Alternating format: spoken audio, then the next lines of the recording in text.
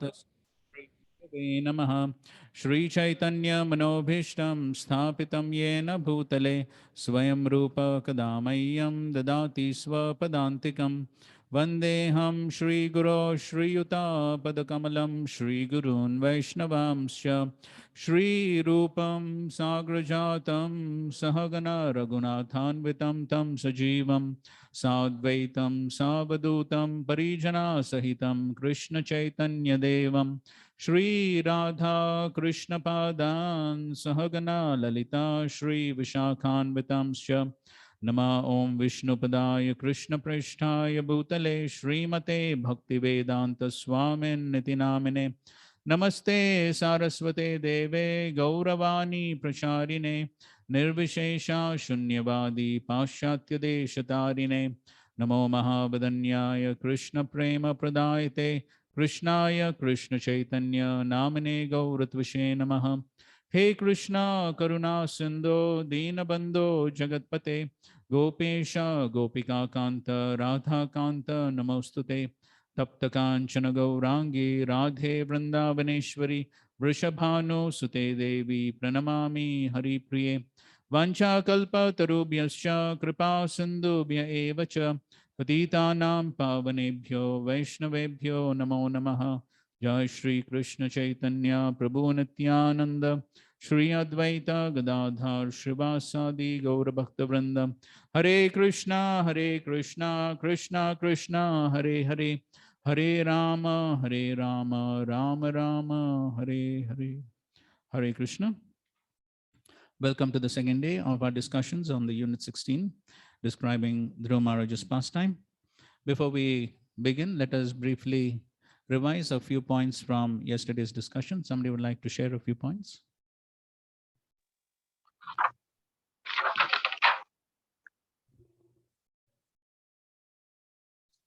PPT.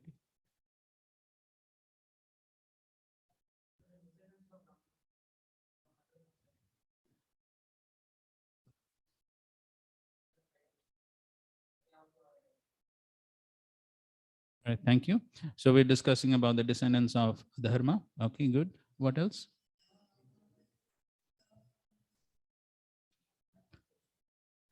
Question is, we are revising a few points from yesterday.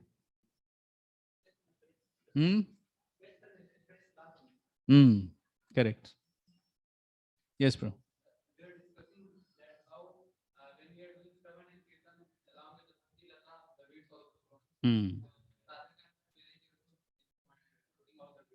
Yes, that's right. Okay, thank you. Yes, Madhukrishna. Gross and subtle six. So Prabhupada has spoken about gross six also, and then you explained about subtle six, especially about pratishtha. That comes because of means pride, and that is arising from ignorance. Right. Okay, thank you. Somebody else?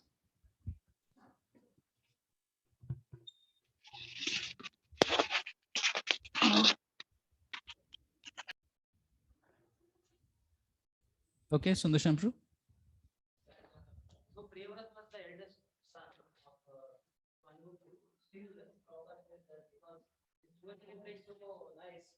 so inspiring that he got our Shukdev Goswami got into this. Right. Yeah. Thank you, bro. Yes, Raghav, bro.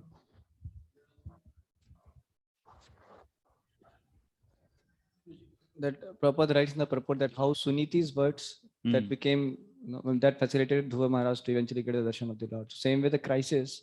Suruchi's words. Yes. So sorry, Suruchi's words. Yeah. Same way crisis in the life, and then you asked so many examples from us that way. It turns out to benediction, and you said that then turns out to be benediction in association of devotees. Yes, it depends on our perception. Okay, one or two more points. Somebody, yes. You mentioned how Suniti was prideless because she immediately accepted the words of Suruchi. Yes, good. Shamlivan? Handle the difficult situation that comes in our life.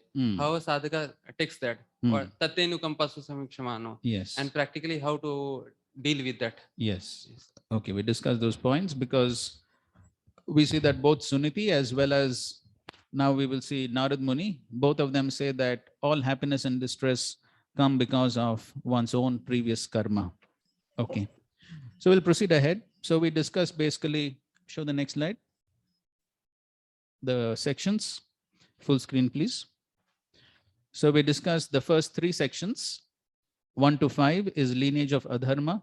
6 to 13 is Suruchi chastises Dhruva. And 14 to 23 is Suniti asks Dhruva to worship the Supreme Lord.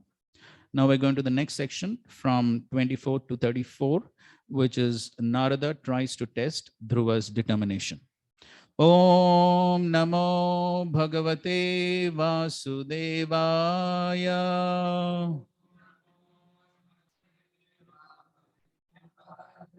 Om Namo Bhagavate Vasudevaya.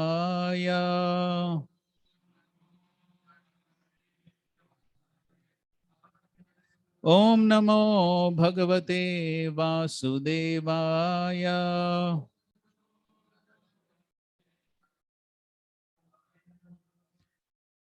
Narayanam Namaskritya Naram Chaiva Narottamam Devim Saraswatim Vyasam Tato Jayam Mudirayet.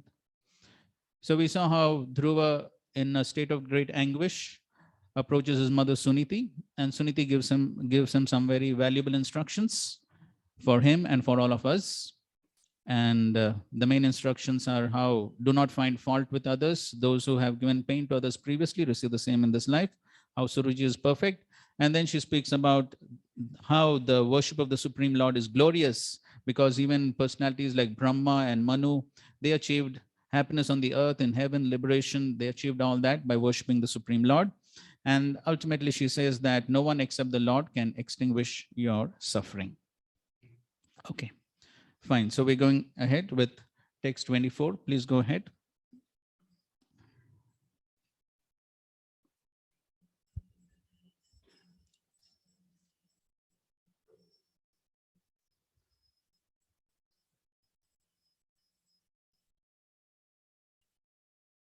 Narada tests Dhruva. That's the title.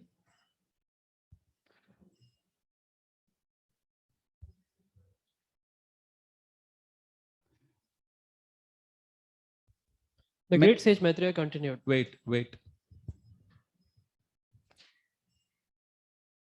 Many devotees were asking where we got those that article of Gaur Govind Swami.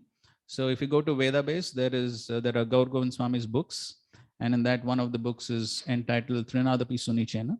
So in that book you can find that article on Pratishtha. Okay, fine.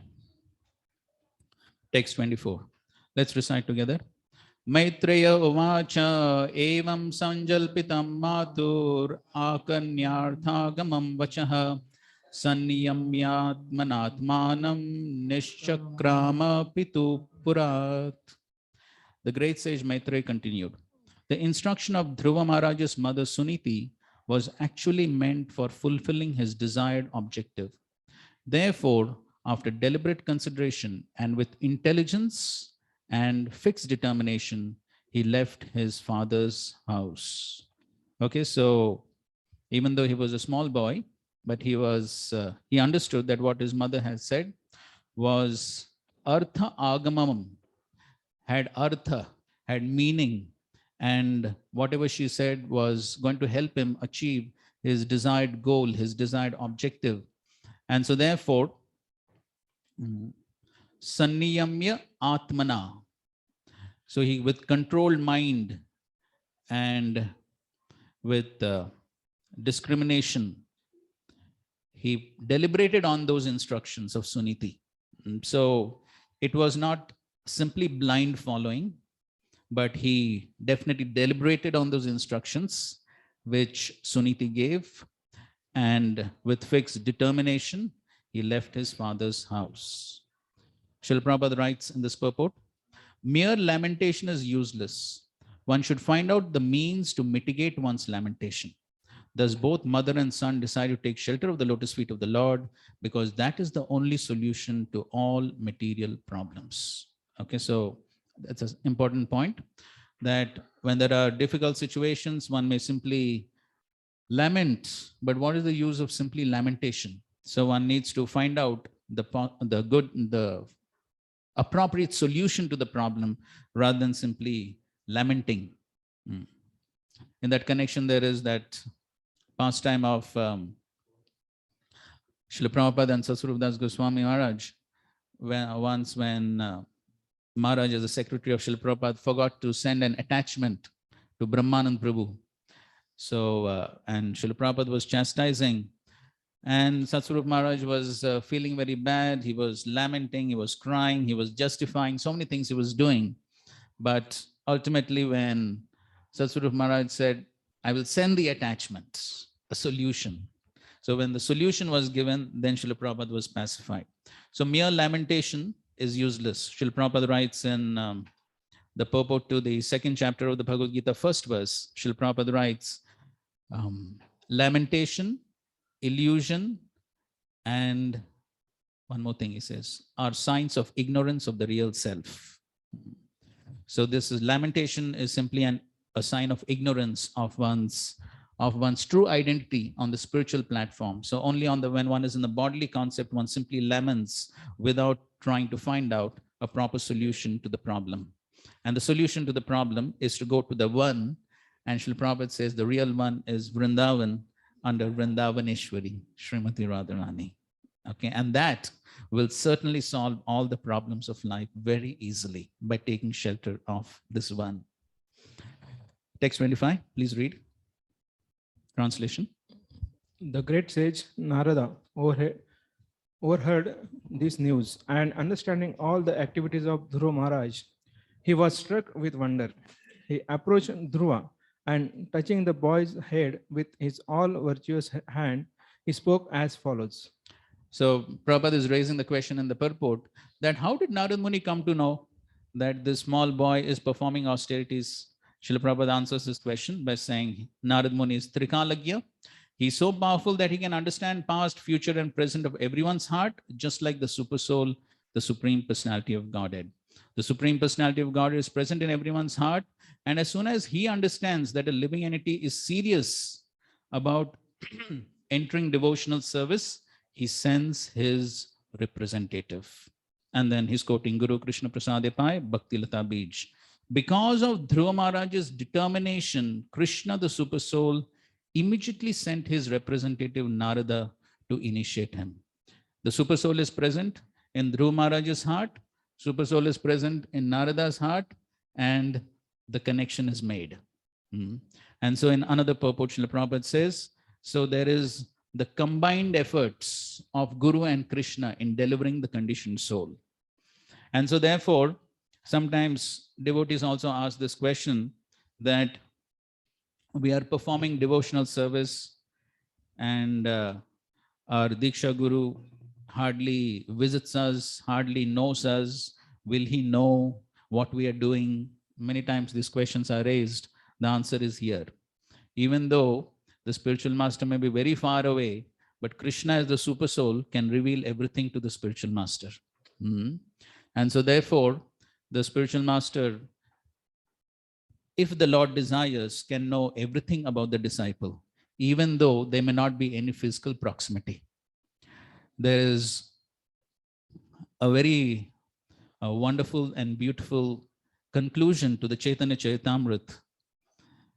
And His Holiness Giriraj Swami Maharaj speaks on that quite a few times.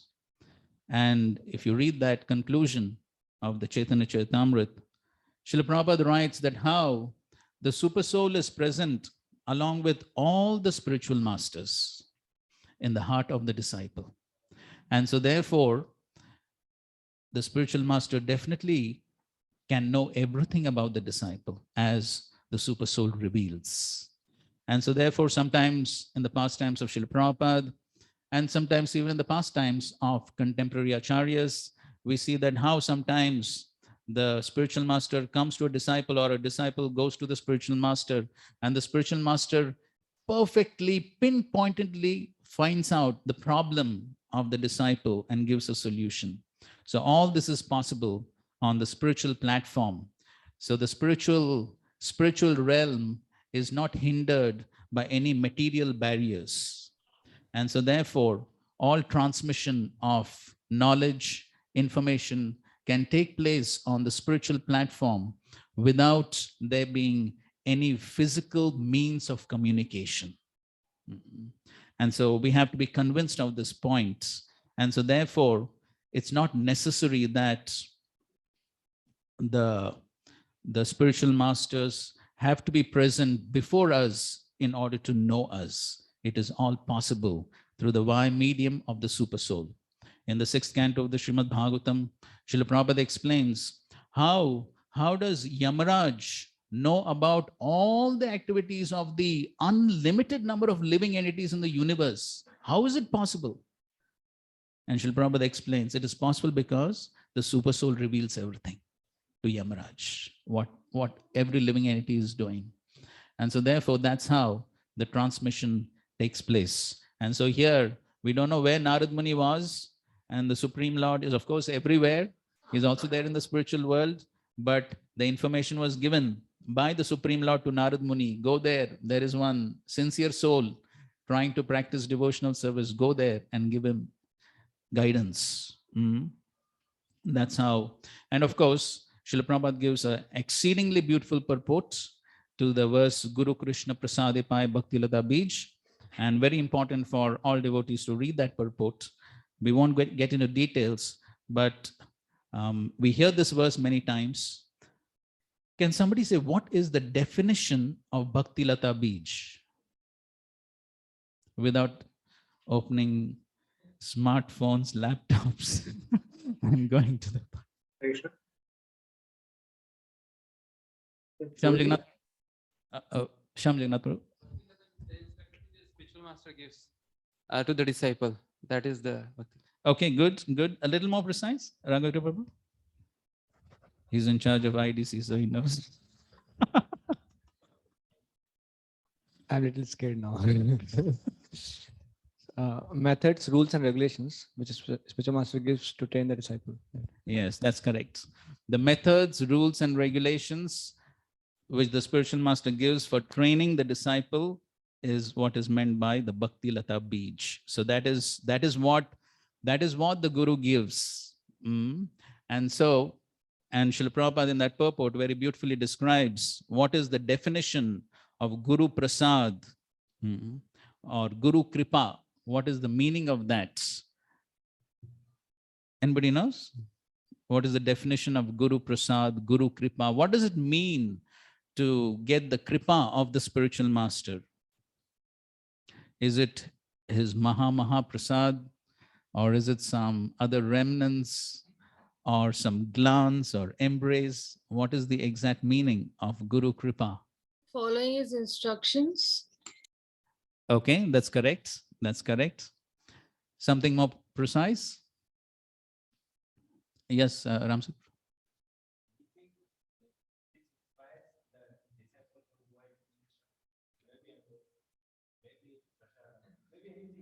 It may, which inspires. That's correct. That's correct. We are still looking for a precise definition given by Srila Prabhupada. Srila Prabhupada says, I'm also paraphrasing. I also don't remember exactly, but Srila Prabhupada writes that the training which the spiritual master gives to the disciple for the spiritual advancement of the disciple constitutes Guru Prasad or Guru Kripa.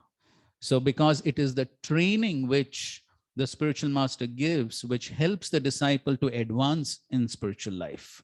And that training is his actual mercy. Yes, we do accept everything else also as aspects of his mercy, but the real mercy of the spiritual master, as we will see in this case, Narad Muni's mercy to Dhruva Maharaj is what? The instructions which which Narad Muni gives to Dhruva Maharaj, by which Dhruva Maharaj makes such rapid progress that in 6 months, he is able to see the Supreme Lord face to face. So that training, those instructions which the spiritual master gives, that is actually Guru Prasad, as Srila Prabhupada says. Text 26. Text 26 is what Narad Muni is speaking to himself. Okay, it is not what he is speaking to Dhruva. He's thinking to himself. Text 26, as the Acharyas explain. Aho teja kshatriyanam mana bhangam amrishyatam Balopi ayam vridha datte yat samatur asadvachah. Translation? Pardon?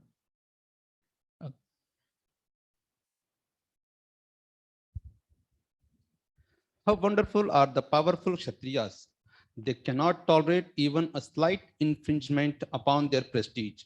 Just imagine, this boy is only a small child, yet harsh words from his stepmother proved unbearable to him. So that is the nature of Kshatriya. Mana bhangam, when the mana, the pride is infringed upon, then amrishatam, unable to tolerate. The Kshatriyas are not able to tolerate any disgrace, any infringement on the pride, on the prestige. And so Srila Prabhupada writes that how these qualities, so Brahmanas, Kshatriyas, Vaishyas, Shudras, they all have different qualities. And if the Brahmanical, Kshatriya or Vaishya culture is maintained in a family, naturally the sons and grandsons inherit the spirit of the particular class. Therefore, according to the Vedic system, the sanskar of the reformatory system is maintained very rigidly. If one fails to observe the reformatory measures current in the family, one is immediately degraded to a lower standard of life. Now Narad Muni begins to speak to Dhruva. And essentially here in this section, he is testing Dhruva Maharaj's determination. And he says, okay, read the translation, please. Text 27.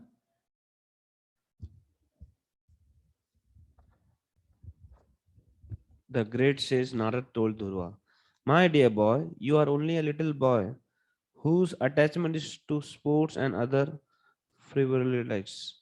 Why are you so affected by words insulting your honor?" Right. So he says, you're only a child. So why are you saktasya kridan adishu? You're simply attached to play, sports, all those things.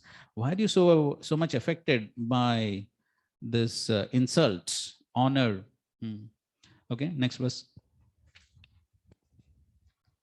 My dear Dhruva, if you feel that your sense of honor has been insulted, you still have no cause for dissatisfaction. This kind of dissatisfaction is another feature of the illusory energy. Every living entity is controlled by his previous actions, and therefore there are different varieties of life for enjoying or suffering. Yes, so Narad Muni is saying, why are you so much affected by this insult, honor? Everything comes by one's nija karma bhi. Everything is happening because of one's own previous karma. One is simply getting the reaction. So therefore, if you are so intelligent to understand what is honor, what is insult, if you're so intelligent to understand all this, then you also understand this philosophy that this insult and honor is coming because of your previous actions. So there is no need to be so much affected by this. So this theme we already discussed yesterday as to why one gets suffering, happiness in one's life and how one has to deal with that. So Prabhupada concludes this purport by saying, honor and dishonor are both destined only by one's previous actions. Therefore, one should not be sorry or happy under any circumstances. Text 29. Paritushye tatastata tavan matrena purushaha devopasaditam yavad viksheshvara gatim buddha. The process of Supreme Personality of Godhead is very wonderful. One who is intelligent should accept that process and be satisfied with whatever comes, favorable or unfavorable, by his supreme will. So Narad Muni is saying, Paritushye, be satisfied. Whatever comes, whether it is honor or dishonor, whatever comes, be satisfied. So that is Buddha, one who is intelligent.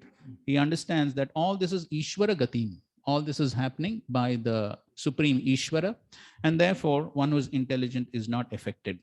So we find that here in these instructions which Narad Muni, or the test which Narad Muni is giving Dhruva, he's trying to tell him, be satisfied whatever comes. And we were discussing yesterday also that satisfaction is an important quality, especially for Brahmana. We find in the pastime of Lord Vamandev and Bali Maharaj, when Bali Maharaj agrees to, when Vamandev begs for 3 steps of land, Bali Maharaj says, why are you asking only 3 steps? And that too, your small steps. I can give you planets. I can give you anything. And at that time, Lord Vamandev says, no, I'm satisfied. Because if a person is not satisfied with whatever he is given, then even if he is given the three worlds, he will not be satisfied. A person with uncontrolled senses can never be satisfied. And so therefore, it is important that in this purport also Srila Prabhupada is writing that the great sage Narada instructed Dhruva Maharaj that one should be satisfied in all circumstances. Mhm. And then further on, Prabhupada writes, one who is a devotee especially accepts all reverses as gifts of the Supreme Lord. And the last line, an intelligent person, therefore, should be always satisfied depending on the mercy of the Lord. Text 30, translation, please. Now you have decided to undertake the mystic process of meditation under the instruction of your mother, just to achieve the mercy of the Lord. But in my opinion, such austerities are not possible for any ordinary man. It is very difficult to satisfy the Supreme Personality of Godhead. You can read the purports. The process of Bhakti Yoga is simultaneously very difficult and very easy to perform. Sri Narada Muni, the Supreme Spiritual Master, is testing Dhruv Maharaj to see how determined he is to prosecute devotional service. This is the process of accepting a disciple. The great sage Narad has come to Dhruva under the direction of the Supreme Personality of Godhead just to initiate him. Yet he is testing Dhruva's determination to execute the process. It is a fact, however, that for a sincere person, devotional service is very easy. But for one who is not determined and sincere, this process is very difficult. So here Narad Muni is telling Dhruva, Duraradhyo, this process is very difficult to perform. It is very difficult to achieve. Yat prasadam, to achieve the mercy of the Supreme Lord, is very difficult. So why you are trying to achieve something which is very, very difficult to achieve?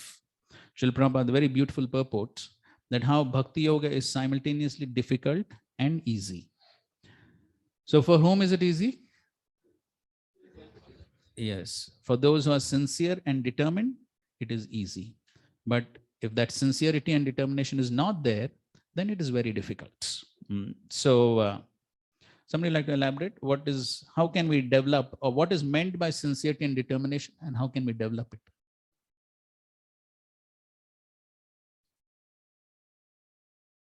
Okay, Sundasham.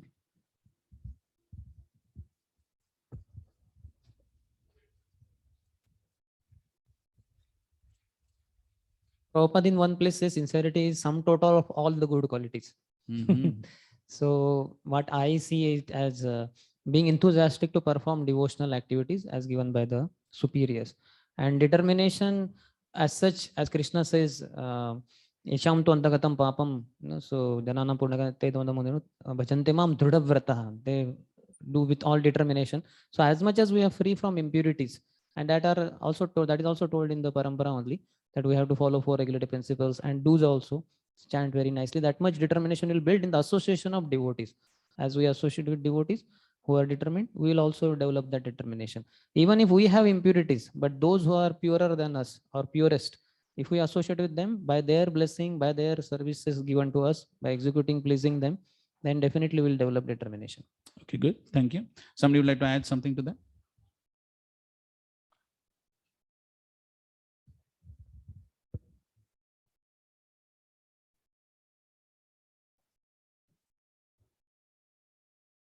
Yes, Shyam, and then Mitra Krishna. By regularly, that verse comes, Nashta Prayasho Vadrin Nityam Bhagavase, by regularly giving, taking shelter of Bhagavatam, and as Prabhuji said, associating the devotees who have these qualities, sincerity and determination, we gradually develop this sincerity. Okay, good. Thank you, Mitra Krishna. Similar point only, means like I also heard in lectures also that when we associate with devotees who are very sincere and determined, then even if we don't have such desires, we will get it just by associating with them. So when we openly associate with such people, it becomes quite okay. So the next question arises is what do you mean by openly associate? Openly associating means without reservations. Okay, means so I what will do in my own way and things like. Okay, fine. Thank you. We find that how by one of the ways is by seeing the examples in contemporary life and also seeing the examples of the past acharyas and the devotees in the past. One of the there are many, but one of the very striking examples in the history of ISKCON, which is forever recorded in the history of Gaudiya Vaishnavism and ISKCON, is the Chaitanya Charitamrita Marathon. So, Srila Prabhupada, as we know the pastime, on the morning walk, Srila Prabhupada, he told Rameshwar Prabhu that this printing is going too slow. And at that time, they had already increased the speed from 1 volume in 3 months to 1 volume in 1 month. They had already increased the speed. And so Rameshwar Prabhu was saying that, so we have already increased our speed, now we are going at this speed. He thought Prabhupada would appreciate. But then Srila Prabhupada said, oh, that is too slow. And then he said, 17 volumes in 2 months. So where is the comparison? 17 volumes should be done in 17 months, from 17 months to 2 months. And so Rameshwar Prabhu was stunned. And he just said, impossible. And Srila Prabhupada just stopped his walk, put his cane in the ground, looked at him and said, impossible is a word in the fool's dictionary. And Rameshwar Prabhu and his assistant Radhavallabh Prabhu was so stunned, they just stood there. And Srila Prabhupada walked off. And these two devotees were wondering how this is going to be possible. And but they were determined and they were sincere to fulfill that desire of Srila Prabhupada. And because of their sincerity and determination, if you have seen Rameshwar Prabhu recollecting this pastime in videos, then Rameshwar Prabhu describes that how, as he was standing there wondering how to execute this impossible instruction, then it appeared as if so many ideas and so many ways to execute that instruction were being given to him by the Super Soul. And so it was like a revelation to him. And after a few minutes, he understood that, yes, it is possible. And then he immediately went back to Srila Prabhupada and said, yes, we will do it. And Srila Prabhupada was very happy. And then, of course, the rest was history. Day and night turned out to be one. But that was the determination of these devotees. And so therefore, then it became possible because of that determination and sincerity. So that was a test of the spiritual master, Srila Prabhupada's test to his disciples, which he did on many occasions. But then because of that determination and sincerity, then the Super Soul inspired them and gave them all facilities by which they could actually fulfill that instruction to please Srila Prabhupada. And so therefore, yes, so when that determination and sincerity is there, then even though something may be apparently very difficult, it will become easy. But when that sincerity and determination is not there, then things will seem to be very difficult, because then one is relying on one's own insignificant powers of the jiva. The jiva is so insignificant. What is the power of the jiva in this material world? Very insignificant. But when that sincerity and determination is there, then the jiva accesses superior powers. And by those superior powers, what is very difficult becomes possible. That is how then, even though the process is very difficult, it becomes easy. Okay, text 31, please read the translation. Narad Muni continued, after trying this process for many births and remaining unattached to material contamination, placing themselves continually in trance and executing many types of austerities, many mystic yogis were unable to find the end of the path of God realization. So Narad Muni is trying to tell him, this path is very difficult. Many yogis tried, they did so many things, they could not find the success for their path. 32.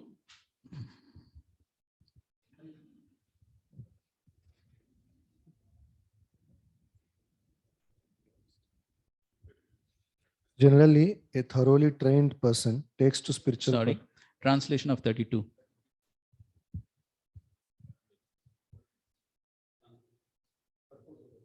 Translation of 32.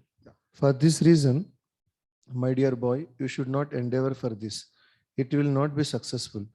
It is better that you go home.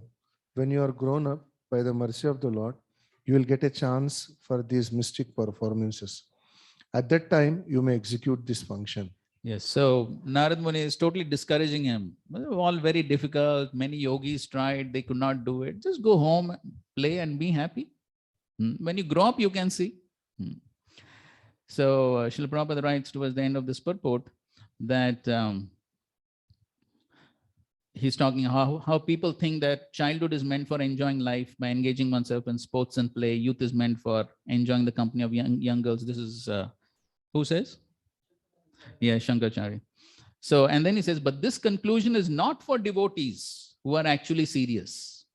The great sage Narada is instructing Dhruva Maharaj just to test him. Actually, the direct order is that from any point of life, one should begin rendering devotional service.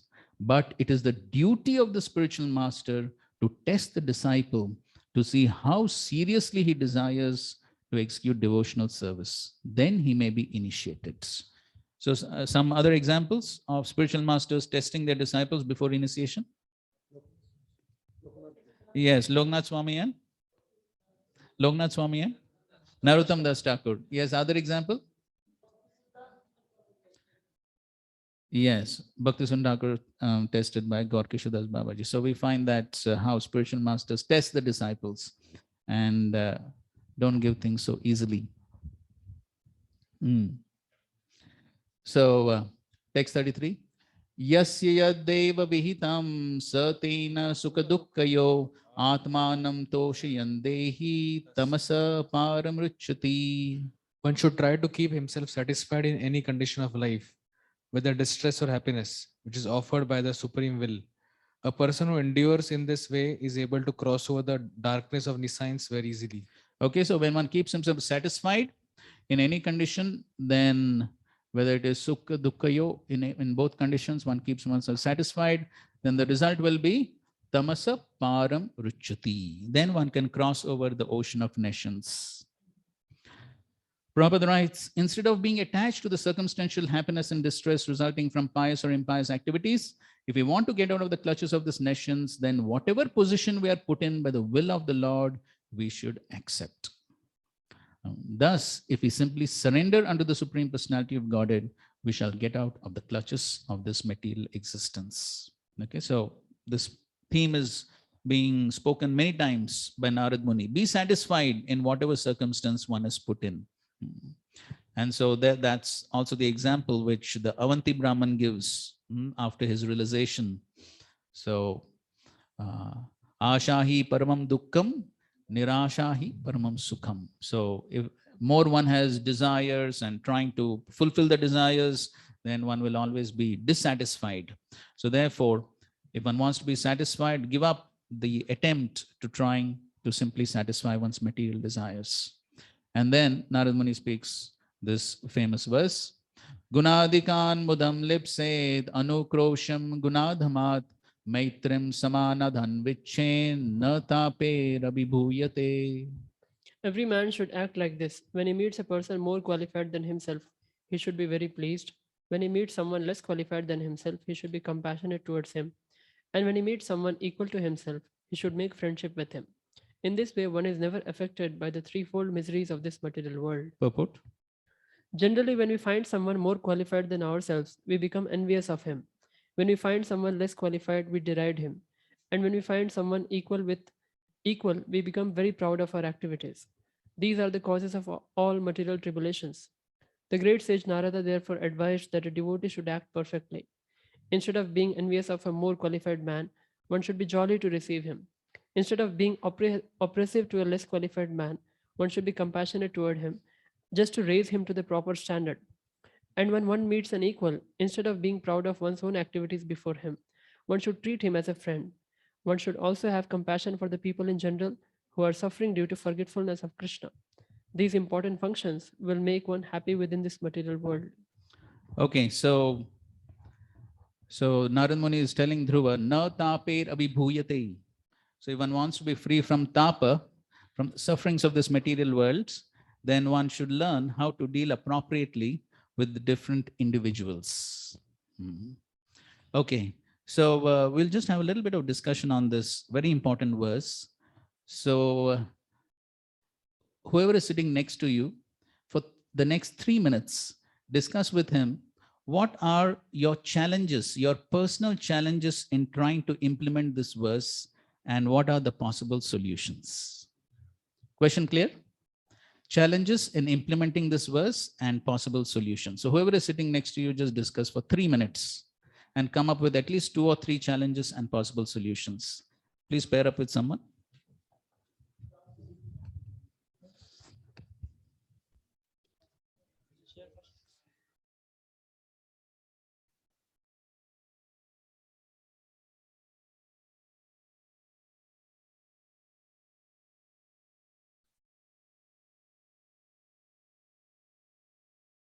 Okay, you can join with one of the other groups.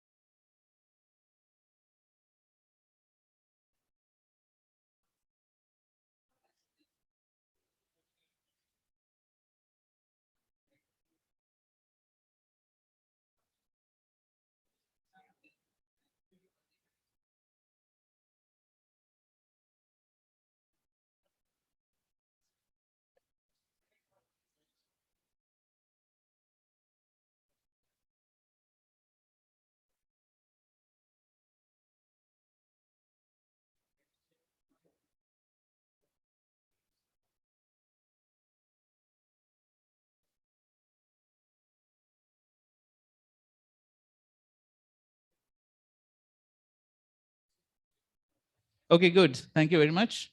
So that's enough time. So everyone can share, one group can share one point, your challenge and solution. Okay, let's start from you. Please give in the mic. We request everyone to kindly pay attention.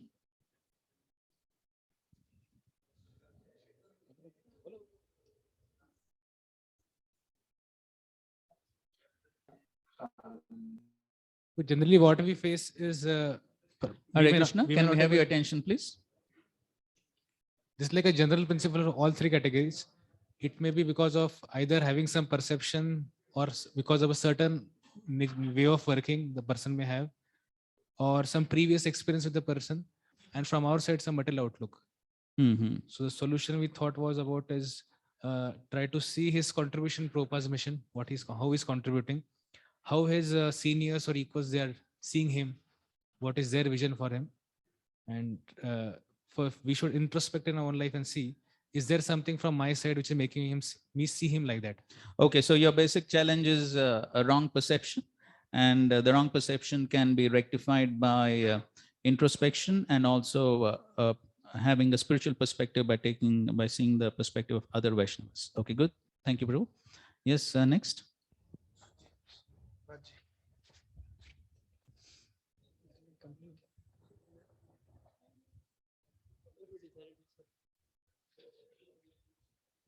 Hare Krishna. When we come across a person who is superior to us or excelling us, we feel envious. This is a challenge mentioned here. The solution we discussed was when we see the sacrifice and hardships that he has undergone to be whatever he is now, then which I am not ready to do. So that may help us to humble ourselves. Okay, fine. So envy is one of the challenge, and by seeing the sacrifice and contribution of the person, then instead of being envious, then we can appreciate the devotee, right? Yes. Okay. Thank you. Okay, let's come ahead.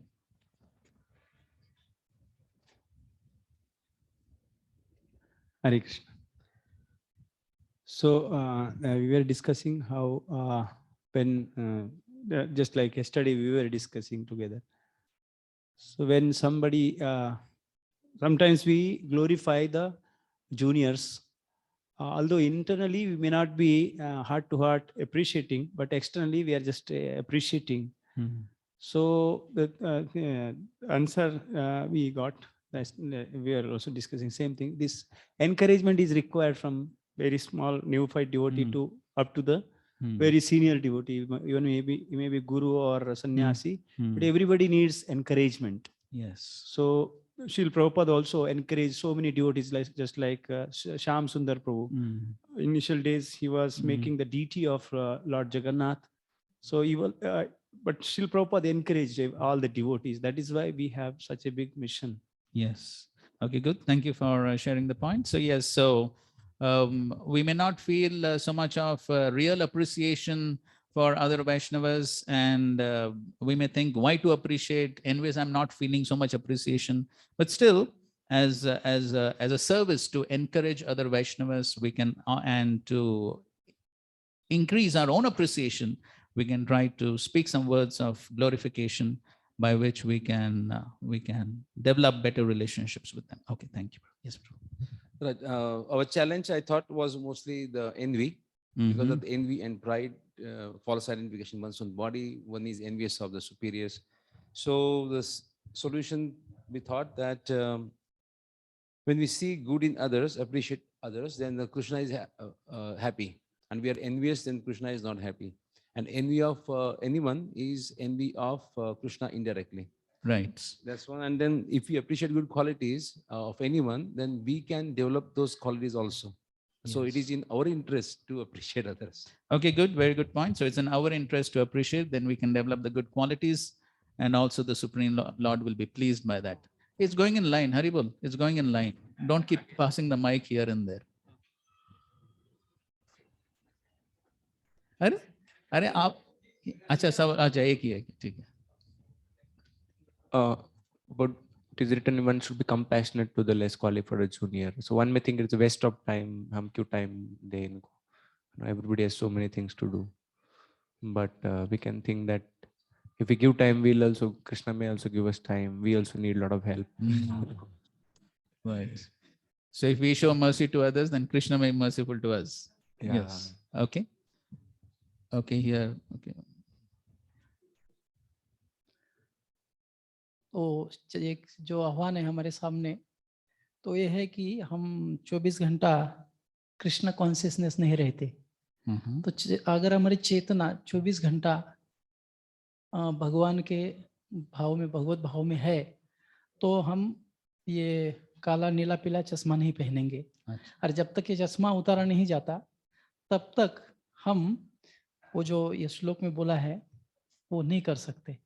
तो इसीलिए solution यही दिख रहा है कि आजू बाजू नहीं देखने का, बस भगवान, भक्त, गुरु ने जो बताया वो, और हमारा साधना और हमारे मिशन के लिए जो जरूरत है वही करते रहने का।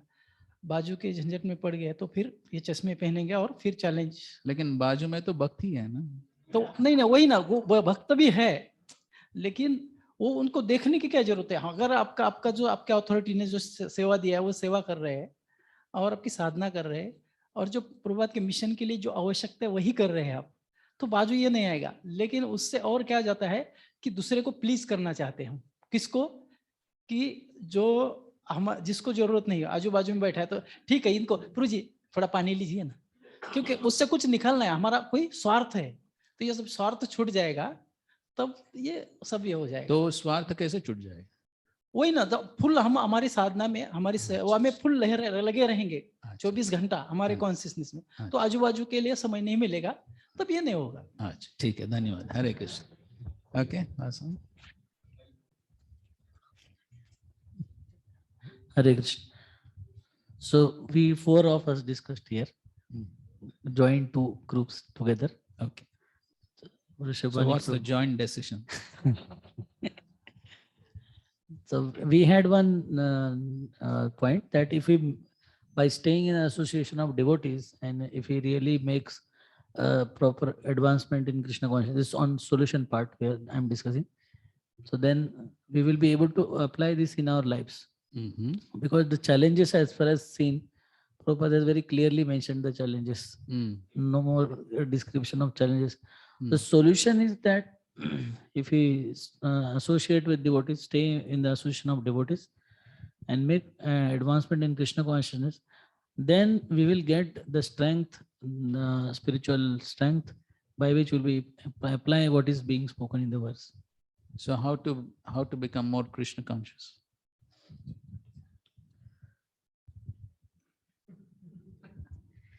Ram Sevak shared that in the association of devotees, one's desires are changed, aspirations of the life are changed, because unless we are, the materialistic desires will produce this kind of emotions in the heart, that if we see the superior, then we will be envious of him, we'll see the junior, will try to exploit him.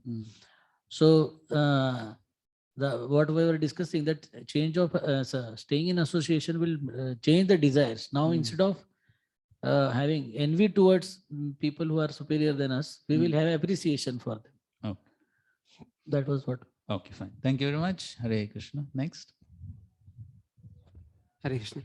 So one of the challenges we discussed, that difficulty in appreciating others. And particularly equals also.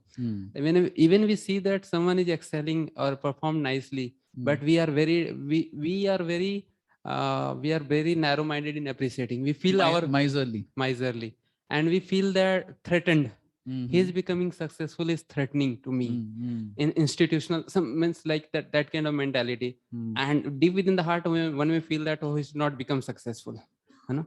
So it is pointing to envy basically. And we have to understand that we are preaching others to become Krishna conscious, whereas we ourselves are not Krishna conscious. If someone among us is becoming successful in service of Krishna, we should be happy, and we should encourage him, and that will make him Krishna conscious more, and that is actual Krishna consciousness. Will become Krishna conscious. That is service to Krishna. Good. Okay. So appreciate, encourage. Thank you, bro. Yes. We discussed that in dealing with equals, when one is self-conscious, when is what he does with me, all that matters a lot. So if we somehow associate with each other in a Krishna conscious, like keeping Krishna in the center, then gradually the center changes. Then we can, like say, reading together or doing something which makes us keep Krishna in the center. Gradually we'll relish the other person's Vaishnavism. Okay, so by keeping Krishna in the center, doing Krishna conscious activities together, we can relish the other devotees association, and that's how we can overcome these challenges. Thank you, Prabhu, very much. Okay, behind.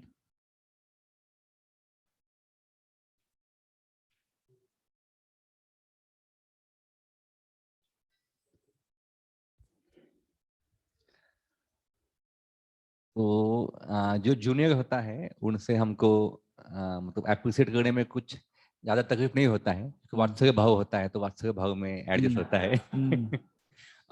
और जो superior होता है उससे भी कुछ ज्यादा तकलीफ नहीं होती है, क्योंकि हमको पता है कि एज से या सबसे वो अच्छे है। बट जो इक्वल्स है उसमें हमको ज्यादा तकलीफ होती है, क्योंकि कुछ रीजन है उसके। जैसे राधेचंद्र कहते हैं कि वॉइस का कोई ब्रह्मचर्य है, उसको टेम्पर के ब्रह्मचर्य से कोई इशू नहीं होता है कितना भी बड़ा हो, बट उसको उसके मतलब जब आप सेम डिपार्टमेंट में होते हैं या सेवा में होते हैं तब इशू होता है। और वो क्यों होता है? क्योंकि हम मटेरियल प्लेटफॉर्म पे सोचते हैं कि वो सक्सेसफुल हो जाएगा तो मेरा डिमांड कम हो जाएगा, या मैनेजमेंट वही देखता है ना कौन ज्यादा सेवा करता है कौन नहीं करता है। तो उसके वजह से थोड़े हम डरते हैं कि मगा कहीं डिमांड कम ना हो जाए। तो अगर हम तो सॉल्यूशन क्या है? तो अगर हम वो बहुत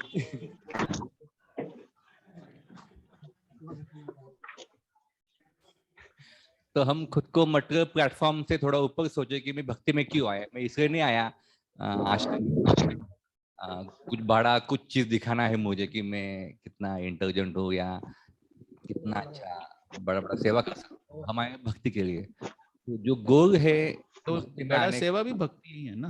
हाँ है, बट मतलब मटेरियल आउटलुक नहीं देना चाहिए उसको। मतलब कितने डिपार्टमेंट है आपके पास, कितने फॉलोवर्स है, कितने व्यूअर्स है यूट्यूब में, वो सब नहीं देखना चाहिए। तो क्या करना चाहिए फिर? तो मतलब स्पिरिचुअल प्लेटफॉर्म पे खुद पे रिलेट करना चाहिए कि मैं भक्ति में क्यों आया, पर्पस क्या था यहाँ पे आने के पहले। वो बाद में चेंज हो जाता है ना, कुछ साल चेंज होना ही चाहिए। चेंज नहीं होना चाहिए। अच्छा ठीक है, मतलब आध्यात्मिक चेंज होना चाहिए, भौतिक नहीं। तो कैसे हो सकता है वो? थोड़ा भक्तों के एसोसिएशन में रह के। तो एसोसिएशन में क्या करना चाहिए? एसोसिएशन में एक दूसरे के रियलाइजेशन सुनना चाहिए कि अच्छा क्या हुआ है, या कथा करना चाहिए, कृष्ण कथा। जैसे अभी आपने बताया ध्रुव महाराज के केस में, तो वो जब हम सुनते हैं श्रवण करते हैं फिलोसफी, तब हमको भी समझता है कि कैसे उसको देखना चाहिए कि ध्रुव महाराज की माँ ने कैसे उनको देखने को सेम था, बट कैसे उसको देखना चाहिए, तो वो हमको थोड़ा ज्ञान आता है। तो प्रभुपाद का बुक्स पढ़ना चाहिए इसके। Okay good, thank you very much. Hare Krishna. Root cause है एनवी, और ये वो चैलेंज है। हाँ, और मटेरियल विजन की वजह से कंपैरिजन, यानी मटेरियली कंपैरिजन करने की वजह से ये होता है सब। तो इसको दूर करने के लिए हमको स्पिरिचुअली अपलिफ्ट होना चाहिए और अच्छे एसोसिएशन में जाना चाहिए। तो वो स्पिरिचुअल अपलिफ्टमेंट कैसे हो सकता है? डिवोटी के साथ शेयरिंग करने से, नॉलेज शेयरिंग करने से वगैरह, साधना अच्छा रखने से, और कॉन्शियसनेस हमेशा ऊपर रखने से। ठीक है, okay good, thank you. Hare Krishna.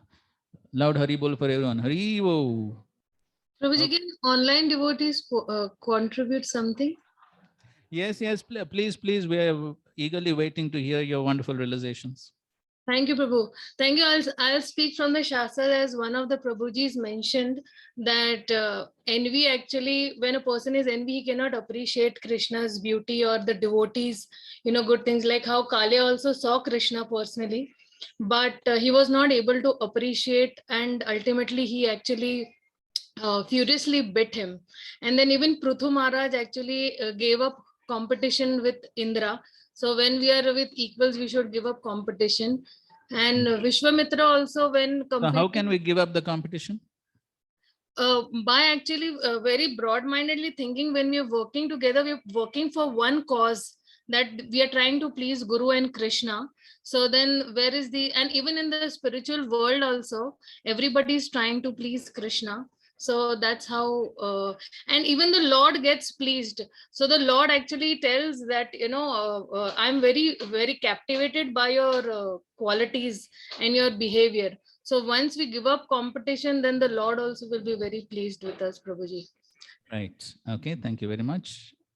Hare Krishna. Online, anybody else wants to share?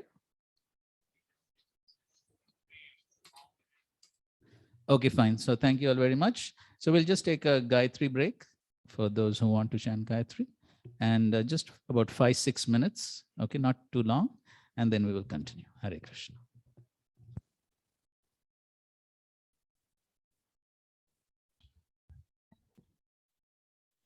Just like you have said that Prabhupada's pastime, Prabhupada completed Sri Chaitanya Charitamrita within 2 months.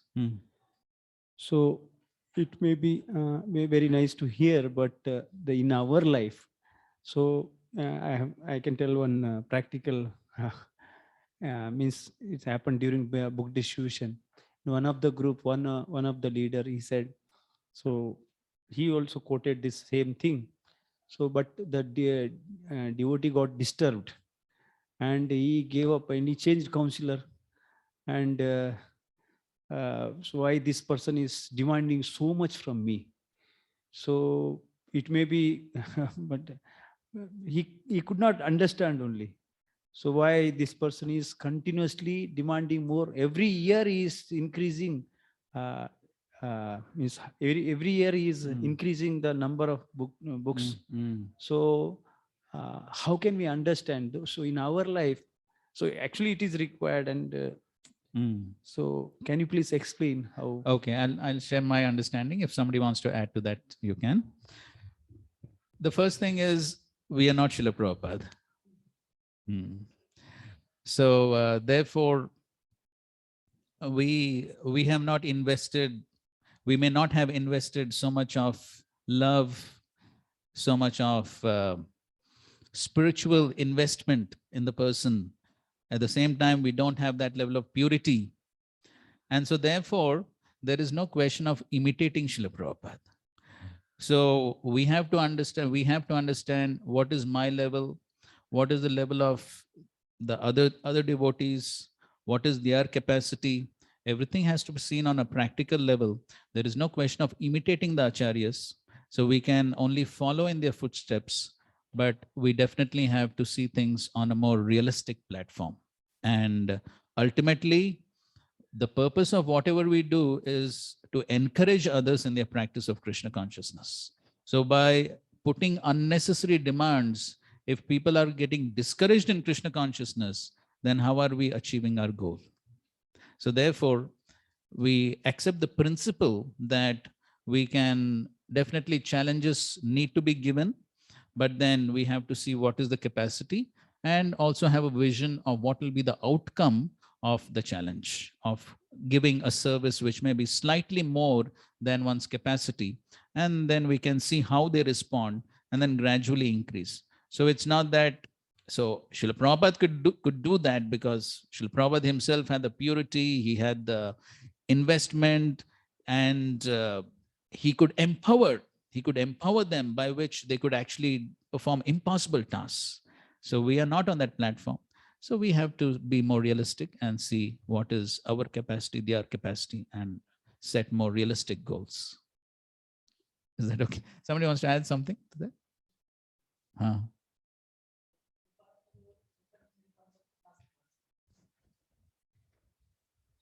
दो महीने का चैतन्य चरितामृत का टास्क था, वो लाइफ में वन टाइम था. कोई भी वन टाइम टास्क है तो उसको सब लोग जान लगा के काम करते हैं कि उसको एक बार ही करना है, लेकिन वो रोज रोज करना है, बार बार करना है, तो उतना इंतुजियाज्म जो पहले बार था उतना नहीं रहता है. और सपोज अभी प्रभुपाद ने एक चैतन्य, प्रभुपाद बोलते थे कि नहीं अभी 18 पुराण करो अगले साल, फिर 4 वेद करो, तो फिर लोग फ्रस्ट्रेट हो जाते थे. लेकिन तो वैसा है कि वन टाइम कुछ इन्वेस्टमेंट है तो उसके लिए लोग उत्साह से करते हैं, लेकिन बार बार लेकिन वो वन टाइम करने के लिए भी हमें सोचना चाहिए कि हम प्रॉपर नहीं है। हाँ ठीक है, okay fine, let's proceed the next section. Dhruv honestly refuses. Text 35. ध्रुव उवाच सोऽयं शमो भगवता सुख दुःख हतात्मनां दर्शित कृपया पुंसां दूरदर्शोऽस्मद्विधैस्तु यः। Translation. Dhruv Maharaj said, "My dear Lord Narad Ji, for a person whose heart is disturbed by the material conditions of happiness and distress, whatever you have so kindly explained for attainment of peace of mind is certainly a very good instruction. But as far as I am concerned, I am covered by ignorance, and this kind of philosophy does not touch my heart." Yes, so Dhruv Maharaj is very honestly accepting his own position to follow the instructions. And so he's saying that yes, they're good instructions, but so he's accepting that it is good how to maintain shamaha, equilibrium of mind. But he says, as far as I'm concerned, it is durdarsha, it is very difficult because of my own problem. He's not blaming Narad Muni for giving a difficult instruction. He's taking the responsibility upon himself. And he's saying the problem is mine. I am covered by ignorance and therefore I cannot follow your instruction. Srila Prabhupada writes, one who is ready to sacrifice anything to satisfy the Supreme Personality of Godhead can be said to have spiritual desire. Dhruva did not accept the instruction given by the great saint Narada because he thought himself unfit for such instruction, which prohibited all material desires. It is not a fact, however, that those who have material desires are prohibited from worshipping the Supreme Personality of Godhead. This is the essential instruction from the life of Dhruva.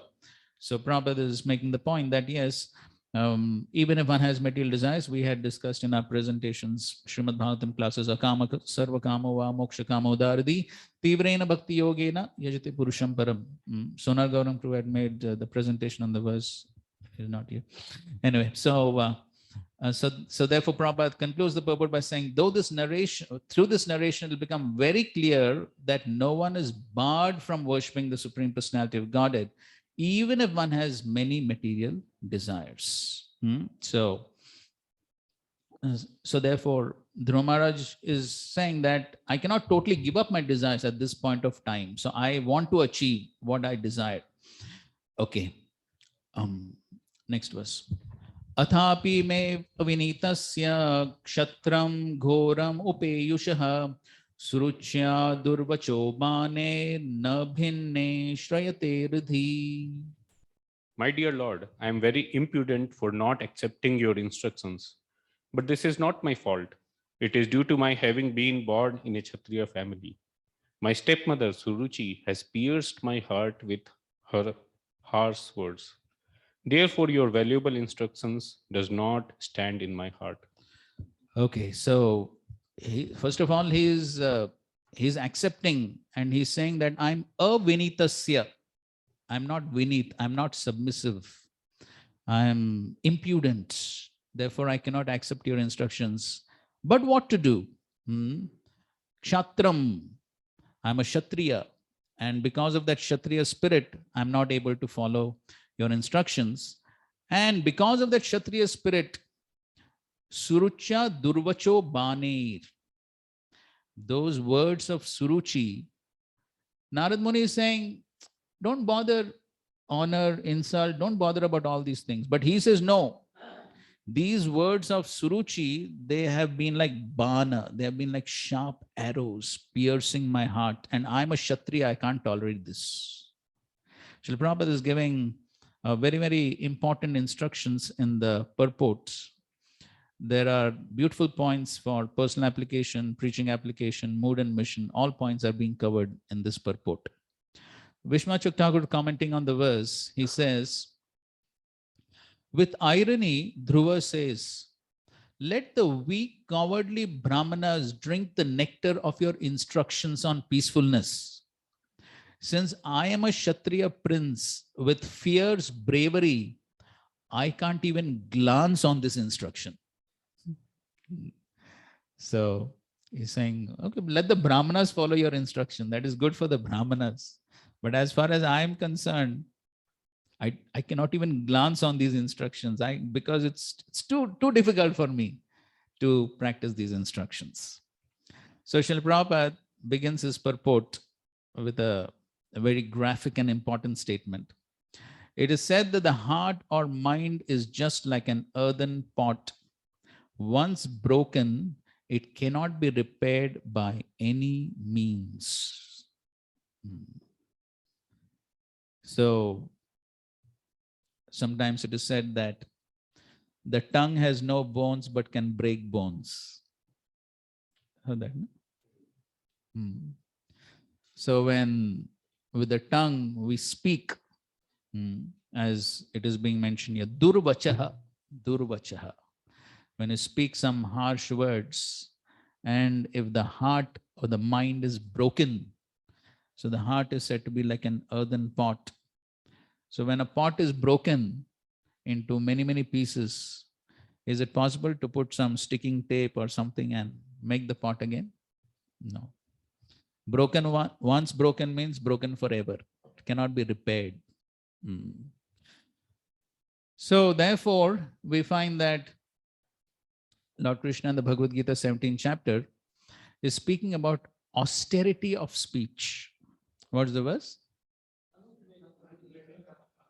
आगे क्या?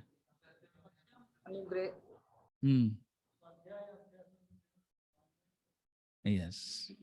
So, anudvega karam vakyam. So the vakya should be anudvega, not agitating to others.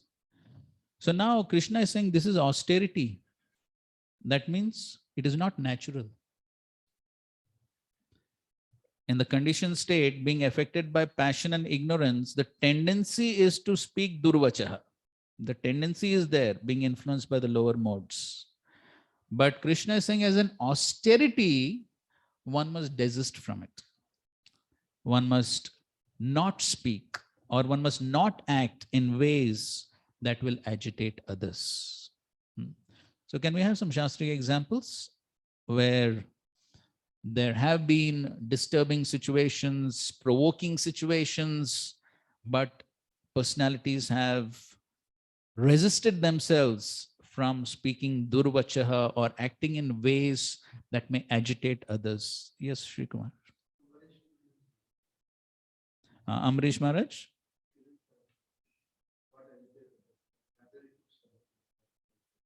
Okay, good example of Amrish Maharaj, Durvas Muni. He created the fiery demon, but still Durvas Muni, Amrish Maharaj didn't react in a similar way. Tit for tat.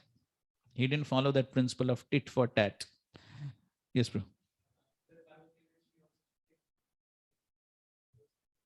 Yes. Chitraketu Maharaj, Mother Parvati. So Mother Parvati was cursing Chitraketu Maharaj, and there was every reason for retaliation because he was totally just because Chitraketu Maharaj didn't mean anything wrong. And so there was every reason to justify, retaliate, get angry. Every reason was there.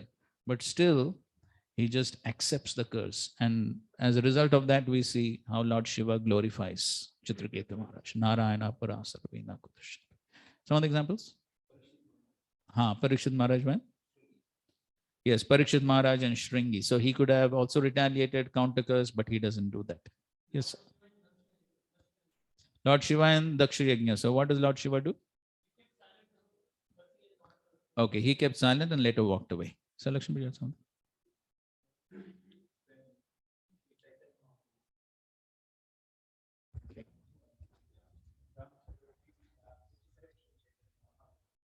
Rugamini and Lord Vishnu.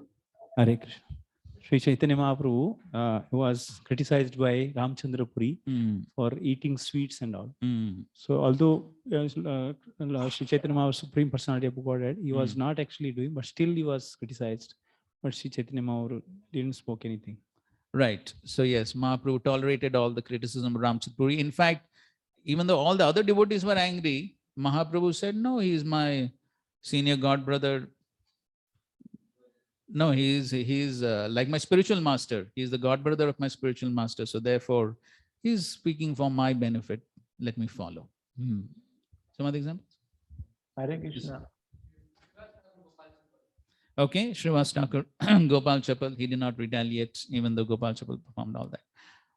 Yes, When Srila Prabhupada himself also, when he was giving a class in a church, correct. At that time, one person, although he was Bengali, Prabhupada is Mr. also, Mukherjee. Mr. Mukherjee Was invited by His Holiness Gopal Krishna Goswami Maharaj. Right. So later, Srila Prabhupada told Gopal Krishna Maharaj, please call him. I want to forgive him. It's the same thing. Right. Yes. So, and then Srila Prabhupada, he said, even though the devotees were angry and they were saying, why Prabhupada, he insulted you, why you are calling him? He said, maybe in the previous life I did something, therefore he has spoken. Yes. So we see so many different examples like this, that a person does not retaliate because he understands that the other person's heart is also like mine.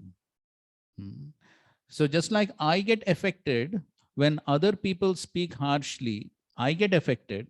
So then why should I affect other people's hearts? The English saying goes, do to others as you would like them to do to you. So we don't like others to speak harshly to us, then why should we speak harshly to others?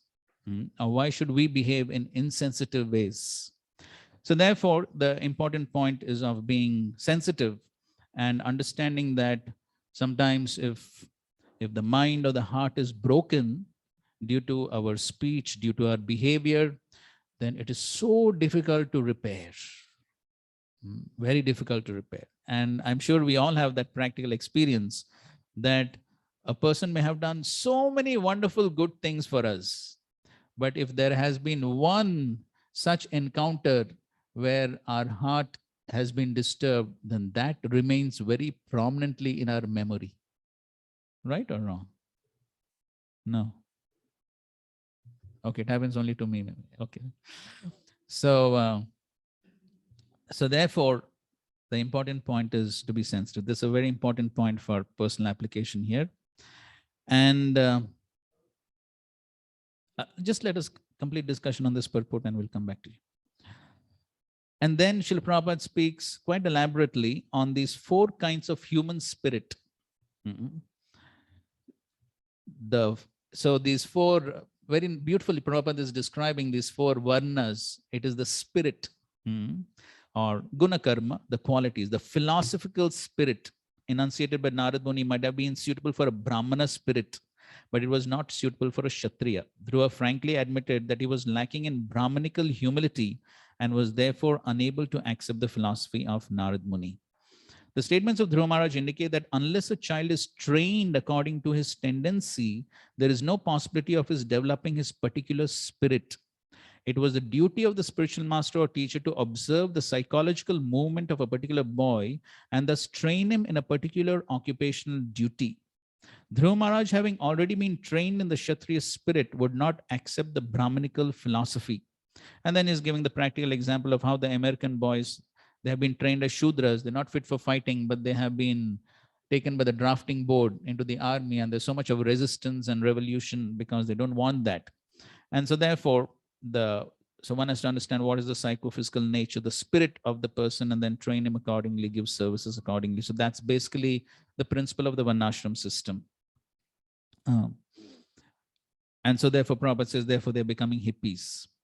And then Prabhupada says, since the Krishna consciousness movement is open for everyone, people in general can attain the Brahmanical qualifications. This is the greatest need at the present moment. For now, there are actually no Brahmanas or Kshatriyas, but only some Vaishyas and for the most part, Shudras. So this is what Srila Prabhupada felt the great need is to train Brahmanas so that at least there is the head of society. And then towards the end, Prabhupada says, at the present moment, the body has legs and a belly, but there are no arms or head. And therefore, society is topsy-turvy. It is necessary to re-establish the Brahmanical qualifications in order to raise the fallen human society to the highest standard of spiritual consciousness. Okay, so some important points for our mood and mission of Srila Prabhupada in trying to create a Brahmanical class so that there's the head of society. and then there can be some sanity in the rest of society. Yes, Keith Krishna.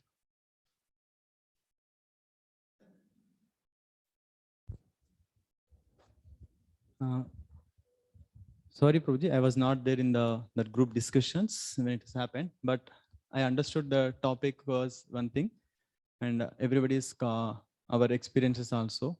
But being a sadhaka like Prabhuji, when we expect from the seniors also, and because it's sometimes we expect that he's a senior. So that means when he's a senior, he's telling to us, then we have to follow so that we can expecting from the senior that he should be like this, he should encourage us. That expectation is right in that terminology. So likewise, it is only others should follow, or is there anything, some scope that individually everybody should have to take that? Yes, I understood that from my side, you also should follow is a wrong expectation. I should learn. I do agree that. But at this point of time, it's like a classroom session when the speaker is, or else the Vyasadeva is speaking, the audience, when we are listening it, then obviously the discussion has to be there on the both sides. Because just now you are mentioning the second point, just the next sloka, which we have concluded, once broken heart never become repaired. But I don't have any reference from the scriptures, but in my own personal life, I saw from the childhood that what I learned is that even that the broken pot has been utilized in the service of the Lord, if we wanted to be utilized, that's how the spiritual master involvement come. He polished the pot, keep in the next to the Supreme Person of Godhead, and every day he uses as a flower vase.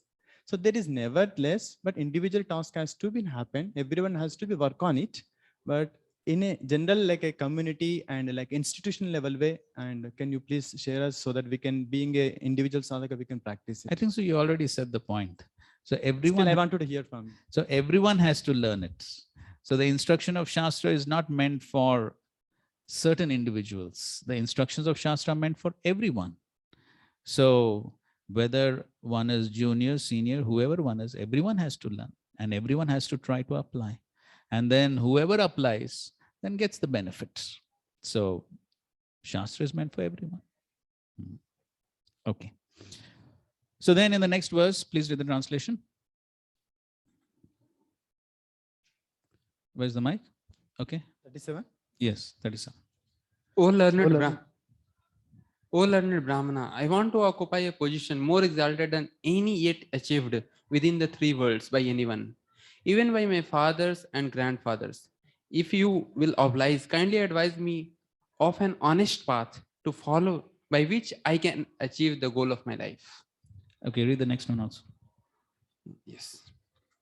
My dear Lord, you are a worthy son of Lord Brahma, and you travel playing on your musical instrument, the veena, for the welfare of the entire universe. You are like the sun which rotates in the universe for the benefit of all living beings. Okay, so he is saying, please give me instructions by which I can achieve my goal of getting a kingdom greater than Brahma. If you can help me in that direction, please help. And definitely you can help because you are the worthy son of Brahma and you are like the sun thinking of the welfare of all living beings. Hitaya Jagato. So you think of the hita, the benefit of the whole universe. So therefore, please help me and give me instructions. So this is how Dhruva reacts to the to Narad Muni's instructions. Maybe we can take a little bit later, please. Or is it very urgent?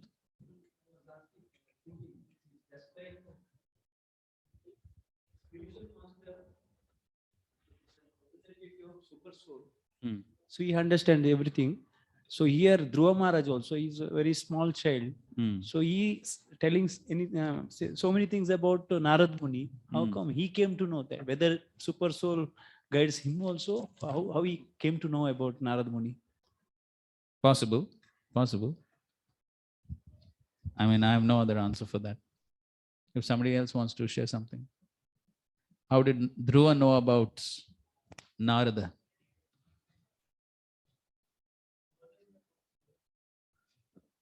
Maybe. At least here in the Bhagavatam, it is not there that mother told about Narad Muni. Narada Muni must have visited before the palace. Okay, there's a lot of speculation going on. So anyway, so we don't know, but somehow he knows. My understanding is he understood that here is a saintly person And this is the duty of saintly persons. Saintly persons are usually thinking of the benefit of everyone. That is my understanding. Okay, आगे चलो. Okay, please read text 39.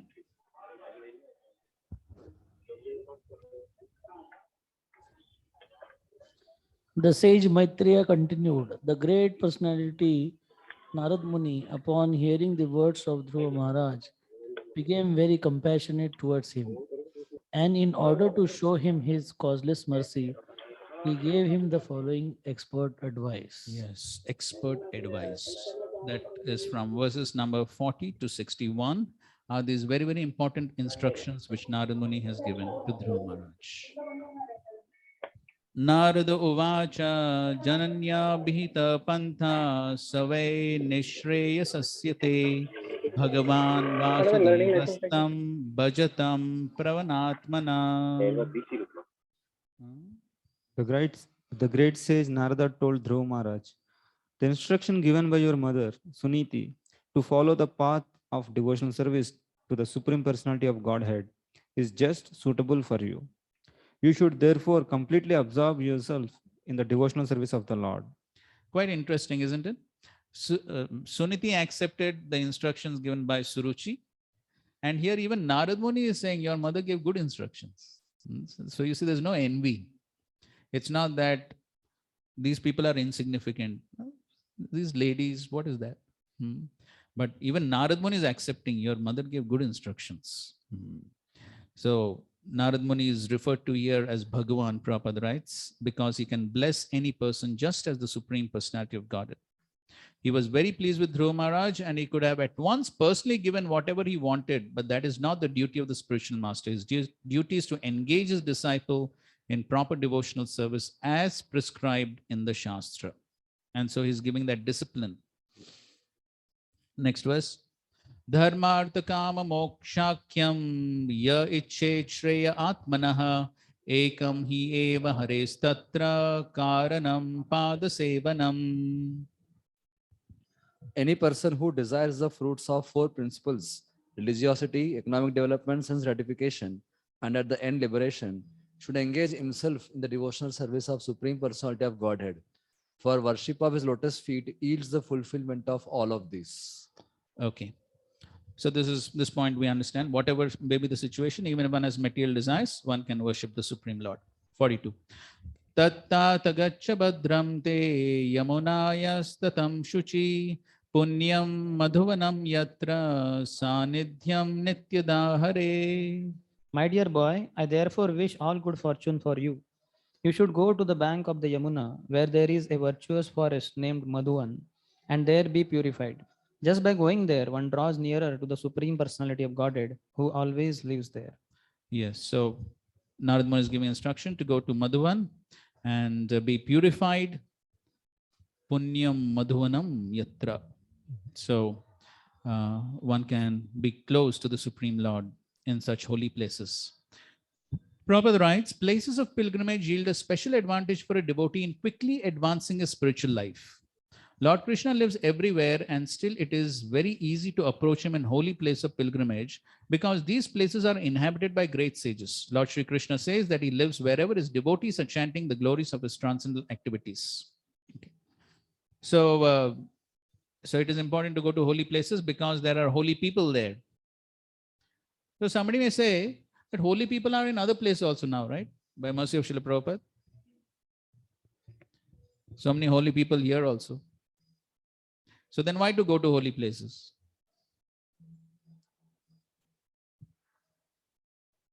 Let's hear from others. Okay, Sudhanath. Mic is right in front of you. We follow in the footsteps of the acharyas because they always glorify, wherever Lord performed his pastimes, we should visit such places. And following the previous acharyas and spiritual masters, we go. Okay, fine. That's one good point. Yes, following the previous acharyas, spiritual masters. Yes, Antadeep.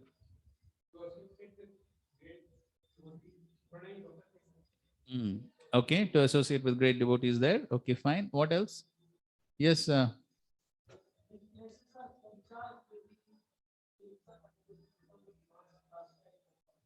Okay, the place is surcharged with spiritual vibrations because of the Lord's pastimes. Yes? I'm looking for 1 or 2 more points. Okay, Sir Lakshman. To attain the dust of the lotus feet of the devotees and the Lord who have left there as remnants. Okay, okay, fine. What else? Prabhuji, online devotee. हाँ, Prabhuji, बोलिए. online devotee. Prabhuji, in the dham, everybody's mood is actually one in serving the Lord and his devotees. So that mood, is imbibed by everybody, and it is more surcharged. That is why we actually visit dhams. Okay, okay, good point. Yes, there's a proper spiritual atmosphere and mood. A spiritual master may want the disciples to also visit those places. So actually visiting those places should be in the mood to please the spiritual master if he so desires to go there and then further execute the service which he has given. Okay, instruction of the spiritual master. And also, of course, it increases our faith. We find how Srila Prabhupada, whenever he speaks about holy places, then he gives so many details. There's this railway station, goes so many kilometers here, so many kilometers there. So why he gives all those details? So that we develop that faith that this is not some mythology, but these places actually existed. The Lord performed his pastimes. So when we actually go there, then our faith, our enthusiasm to practice devotional service also increases. Okay, fine. So, okay, fine. Going to text 43. Please read the translation. Narad Muni instructed, my dear boy, in the waters of the Yamuna river, which is known as Kalindi, you should take 3 baths daily because the water is very auspicious, sacred, and clear. After bathing, you should perform the necessary regulative principles for Ashtanga Yoga and then sit down on your asana, sitting place, in a calm and quiet position. Please read the next one also. After sitting on your seat, practice the 3 kinds of breathing exercises and thus gradually control the live air, the mind, and the senses. Completely free yourself from all material contamination and with great patience begin to meditate on the Supreme Personality of Godhead. Okay, so Vishnu Thakur says these 3 kinds of breathing exercises are Rechaka, Puraka, and Kumbhaka. Okay, read the next. The form of the Lord is described herein. The Lord's face is perpetually very beautiful and pleasing in attitude. To the devotees who see him, he appears never to be displeased and is always prepared to award benedictions to them. His eyes, his nicely decorated eyebrows, his raised nose, and his broad forehead are all very beautiful. He is more beautiful than all the demigods. Okay, there's some good verses to recite describing the Lord's beauty. Let's recite text 45. Prasada vimukam shashvat prasanna vadanekshanam sunasam charu kapolam surasundaram. Text 46. Tarunam ramaniyangam arunokshtikit sanardhanam pranatashrayanam nunam sharanyam karunanavam. Translation.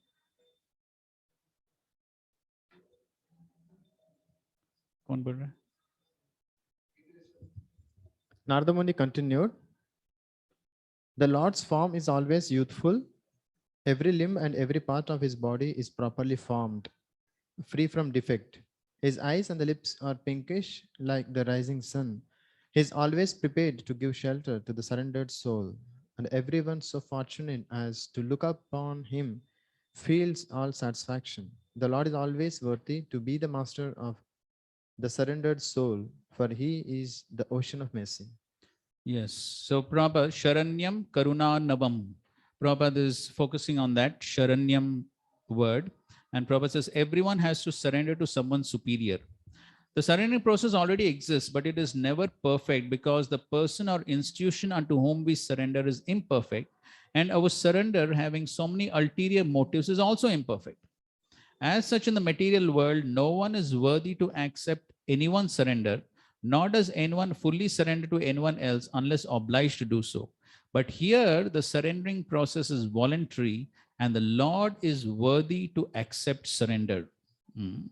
So the Lord is the most worthy person to accept surrender. He's the perfect master. In that connection, there is, Haribol, next one.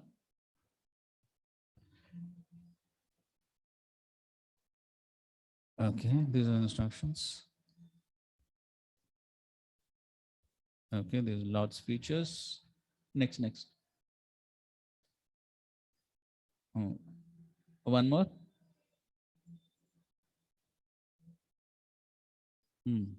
So in this connection, there is this verse which is spoken by Uddhav to the Supreme Lord at the beginning of the Uddhav Gita from the 11th canto. This is 11.7.18.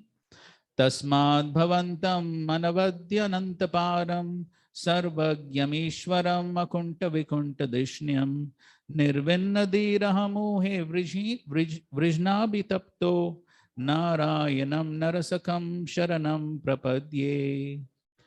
Translation? Therefore, O Lord, feeling weary of material life and tormented by its distresses, I now surrender unto you because you are the perfect master. You are the unlimited, all-knowing Supreme Personality of Godhead, whose spiritual abode is in Vaikuntha, is free from all disturbances.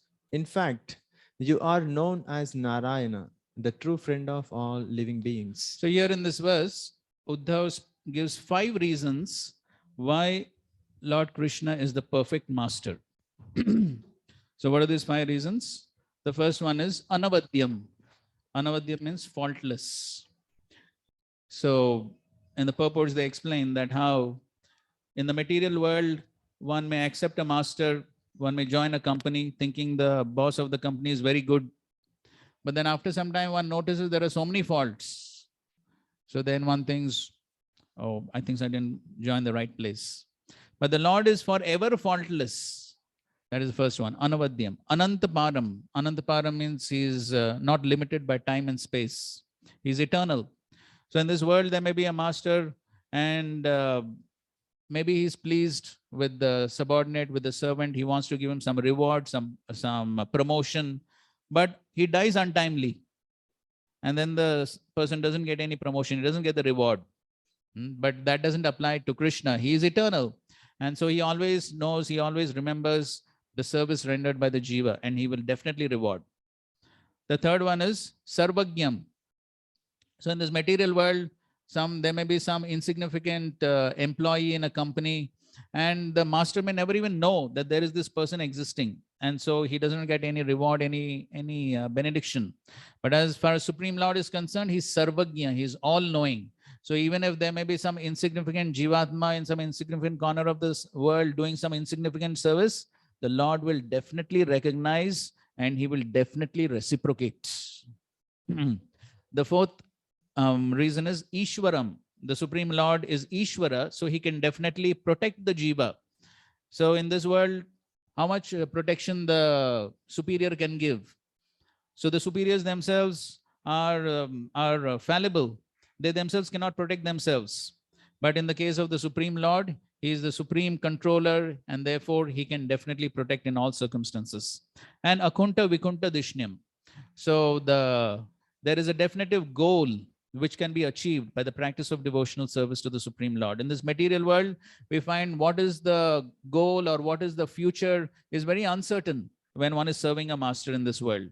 But as far as Supreme Lord is concerned, the Lord is giving definite assurances in the Bhagavad Gita that if one practices devotional service, one can achieve him. So these are the 5 reasons Uddhava is giving as to why the Supreme Lord is a perfect master to whom one can surrender and take shelter. So that is what the point that Srila Prabhupada is also making here, that the Supreme Lord is worthy of one's surrender.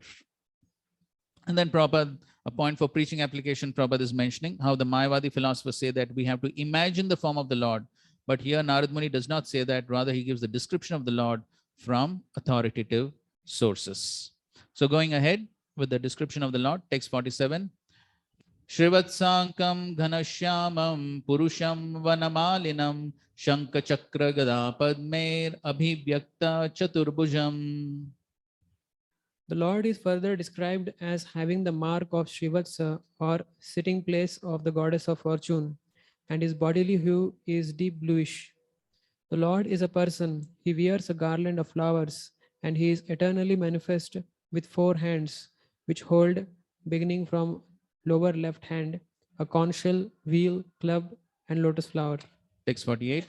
Kiritinam kundalinam keyura valayanvitam kaustubha grivam pita kausheya vasasam. The entire body of the Supreme Personality of Godhead Vasudeva is decorated. He wears a valuable jeweled helmet, necklaces, and bracelets. His neck is adorned with the Kaustubha jewel, and he is dressed in yellow silk garments. Kanchi kalapa paryastam lasat kanchana nupuram darshaniyatmam shantam mano nayana vardhanam. The Lord is decorated with small golden bells around his waist, and his lotus feet are decorated with golden ankle bells. All his bodily features are very attractive and pleasing to the eyes. He is always peaceful, calm, quiet, and very pleasing to the eyes and the mind. Padmyam nakamanishreenya vilasadhyam samarchatam ritpadmakannikadishnyam akramyatmanya avasthitam. Real yogis meditate upon the transcendental form of the Lord as he stands on the roll of the lotus of their hearts. The jewel-like nails of his lotus feet glittering. Smayamanam abhidyayet sanuragavalokanam niyatenaika bhutena manasa varadarshavam. The Lord is always smiling, and the devotee should constantly see the Lord in this form as he looks very mercifully toward the devotee. In this way, the meditator should look toward the Supreme Personality of Godhead, the bestower of all the benedictions. Varadarshabam, the bestower of all benedictions. Prabhupada, last line, sentence of the purport, he says, if one concentrates on the descriptions of the bodily features of the Lord, one will never fall down. So, of course, if one concentrates on this beautiful form of the Lord's, then one will be so attracted to the Lord that one will not be attracted to anything else of this world. Okay, read the next verse translation, please. One who meditates in this way, concentrating his mind upon the always auspicious form of the Lord, is very soon freed from all material contamination, and he does not come down from meditation upon the Lord. Okay. So this is the beautiful form of the Lord that Narad Muni describes to Dhruva Maharaj, and he advises him to meditate on this beautiful form. Text 53. Japascha paramo guya shruyatam me ripatmaja yam saptaratram prapathan puman pashyati kesharan. O son of king, now I shall speak unto you the mantra which is to be chanted with this process of meditation. One who carefully chants this mantra for 7 nights can see the perfect human beings flying in the sky. Right. So so along with this meditation on the Lord, the beautiful form of the Lord, he's also giving a mantra. And it said here, Japascha Paramo Guya. He says this mantra is Guya. It is confidential, but it is here in the Bhagavatam. Then how is it Guya? So Srila Prabhupada is explaining that why it is Guya, because mantra can be got from anywhere. But the effect of the mantra will only be there when one gets the mantra from Sampradaya. Sampradaya Vihina ye mantraste nishfalaha mataha. So that is why it is confidential. So only when one accepts the mantra from the disciplic succession, then only the mantra can act. Otherwise, it has no efficacy. So, and of course, Prabhupada says that in this age, it is the chanting of the Hare Krishna mantra. And so therefore, even though the Hare Krishna mantra also, it is there in Prabhupada's books, everywhere it is there, anybody can take it, chant it, but still it is very important that one gets the mantra from the disciplic succession, from the spiritual master. So sometimes this point is raised that, oh, we can just chant the holy names, maybe initiation is not required. No, even though the mantra is available everywhere, but still the efficacy of the mantra is increased. Some effect is always there, but the efficacy of the mantra and the real goal of chanting the mantra can be achieved when one receives it from the bona fide spiritual master in parampara. And then he tells what's the mantra in the next verse. Om Namo Bhagavate Vasudevaya Mantraneena devasya kurya dravyamyam buddha saparyam vividher dravyer deshakala vibhagavet.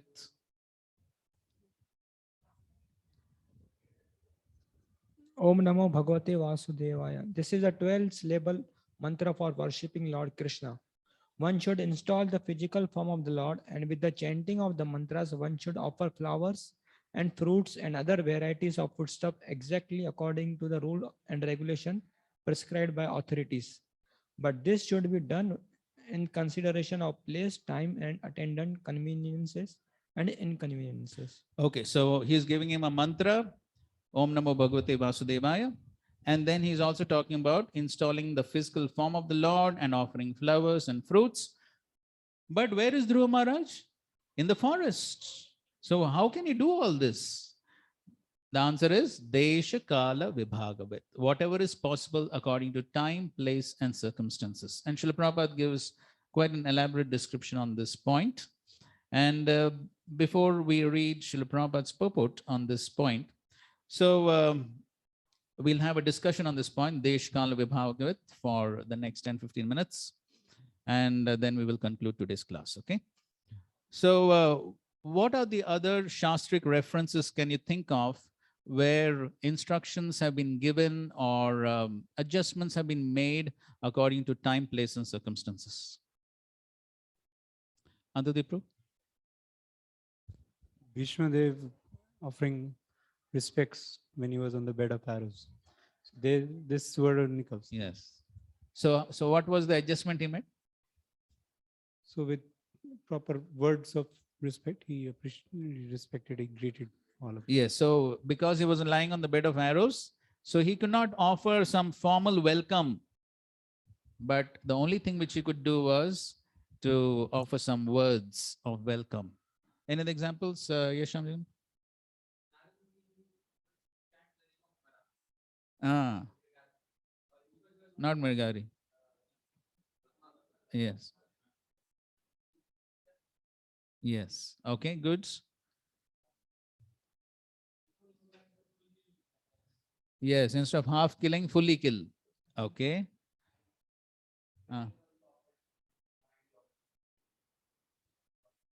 Okay. Yes, Sudha.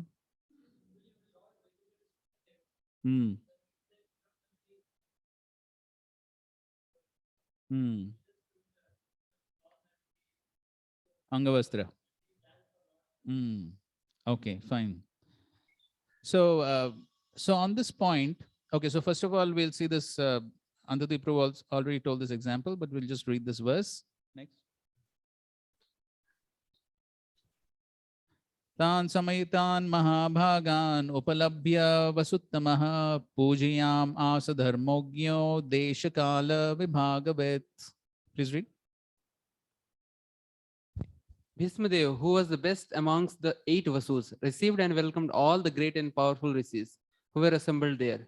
For he knew perfectly all the religious principles according to time and place. Okay, and then purport Srila Prabhupada explains what is the adjustment. And it's beautiful purport, we can still read it. Read. Next. Expert religionists know perfectly well how to adjust religious principles in terms of time and place. All the great acharyas or religious preachers or reformers of the world executed their mission by adjustment of religious principles in terms of time and place. There are different climates and situations in the different parts of the world. And if one has to discharge his duties to preach the message of the Lord, he must be expert in adjusting things in terms of time and place. Next. Bhismadev was one of the 12 great authorities in preaching this cult of devotional service, and therefore he could receive and welcome all the powerful sages assembled there at his deathbed from all parts of the universe. He was certainly unable at that time to welcome and receive them physically because he was neither at his home nor in a normal healthy condition. But he was quite fit by the activities of his sound mind, and therefore he could utter sweet words with heartly expressions. And all of them were well received. One can perform one's duty by physical work, by mind, and by words. And he knew well how to utilize them in the proper place and therefore there was no difficulty for him to receive them, although physically unfit. Okay, fine. So now in the Nectar of Devotion, in the Bhakti Rasamrit Sindhu, Srila Rupa Goswami describes the 64 angas of bhakti, and he describes about principles and details. Okay, so we discuss about this in Bhakti Shastri, but just to revise. So these 64 angas of bhakti that Rupa Goswami describes, are they principles or details?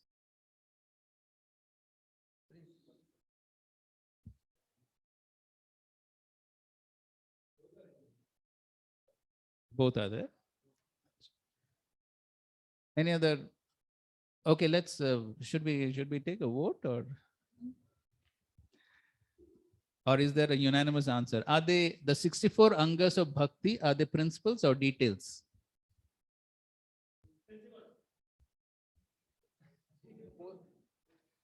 So there are three answers: principles, details, both.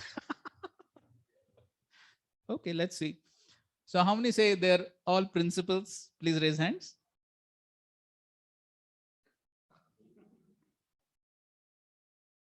Hey, you said principles, no, just now? You changed so fast, you change your opinion. Acha, your opinion is based on majority.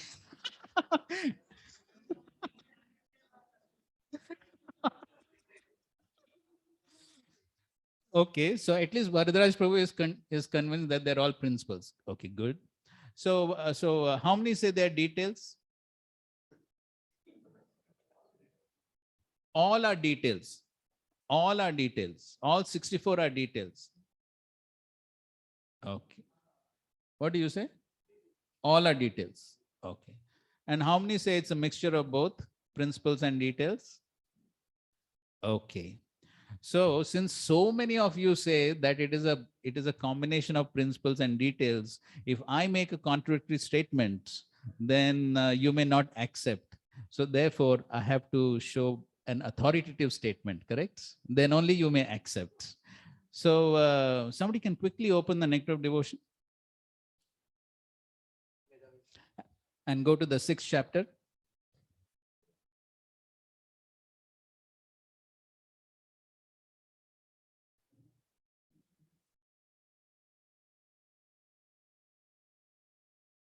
Somebody open?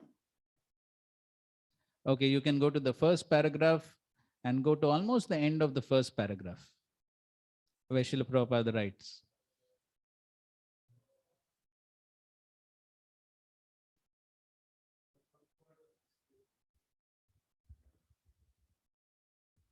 You got the statement about all the... Okay, read it. You got it, no?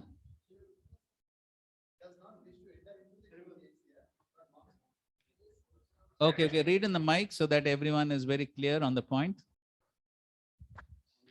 Srila Rupa Goswami does not wish to enter into details here, but wants to place before us only the principles. Yes. All the 64 items of devotional service are non-adjustable principles. Please note this point. All the 64 items are non-adjustable principles. We make this point very emphatically in Bhakti Shastri because Prabhupada make. Yes, Sundarsham. PLES, principles.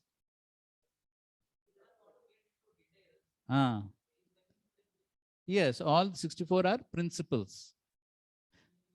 Yes, PAL is a person, principal of a school or a college. Pramukh, correct. Yes. These are principles, PLES, principles and details. So principles are non-adjustable. If you want, you can read that entire first paragraph of that chapter where Prabhupada is explaining principles and details. But please remember this point. I mean, at Bhakti Vaibhav level, it should not happen that we are unaware of this. This is Bhakti Shastri question. So all 64 angas are non-adjustable principles. Okay. So none of them can be changed. None of them can be changed. All of them are principles. So now the next question arises. Okay, so one example of a principle. Yes, bro. Can we complete a discussion and then? So one of the principles is one must chant the holy names. Okay, that's a principle. Chanting the holy names is a principle. How many rounds to chant? That is a detail.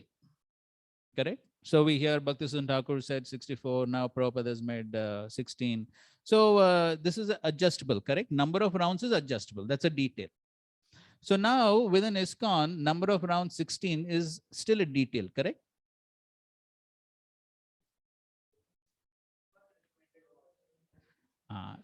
So now 16, can somebody say after some years, oh, now Kali Yuga has progressed too much. Now maybe we should make it 8 rounds. Can we do it? So now is this principle or detail, 16 rounds of chanting?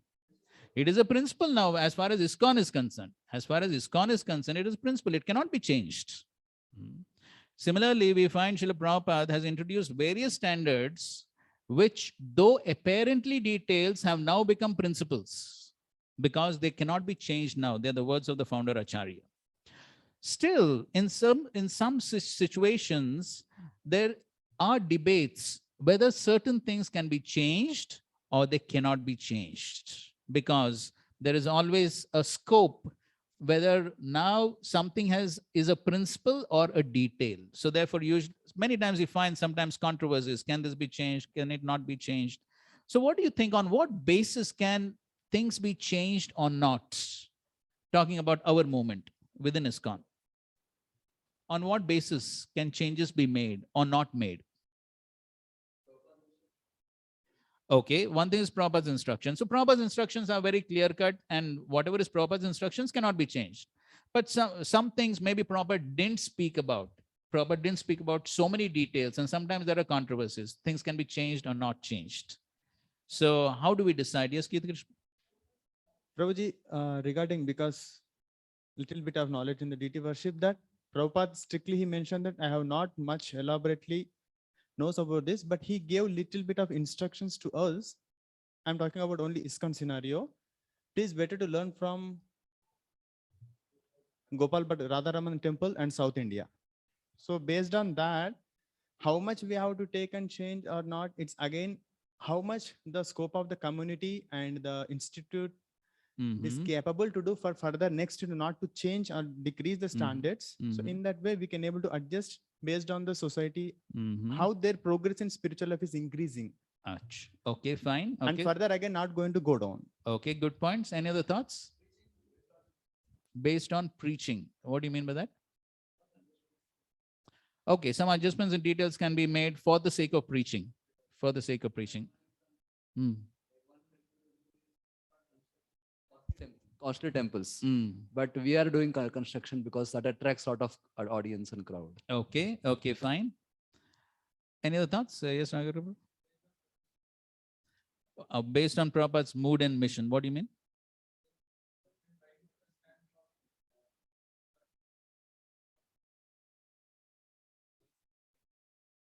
Okay, based upon, okay, so the authority of seniors. Okay, fine. Yes.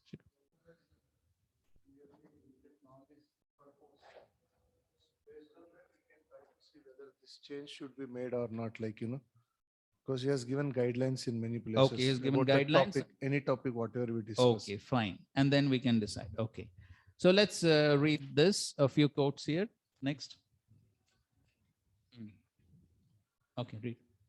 My God brothers criticize me that I have always allowed women to live in our temples. This is not done in India. Only brahmacharis can live. But I have become successful because I have made this adjustment. Although they criticize me, their Gaudiya mats are empty. The only time they have people coming is during Gaur Purnima to Mayapur for parikrama. And who is coming for parikrama? Widows, women in white. Because I have made this adjustment, I was successful. Okay, continue, please. Shrutakirti, as he moved to massage Prabhupada's side, asked, Prabhupada, how can we tell the difference between making an adjustment and changing a principle? Prabhupada's eyes closed and Shrutakirti continued to massage.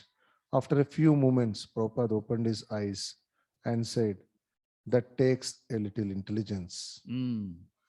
So that takes a little intelligence, but who has that little intelligence and what is that little intelligence? So therefore, Burijan Prabhu gives a very wonderful, elaborate commentary on that statement. That takes a little intelligence, which is very important for us. Please read. Principle or detail?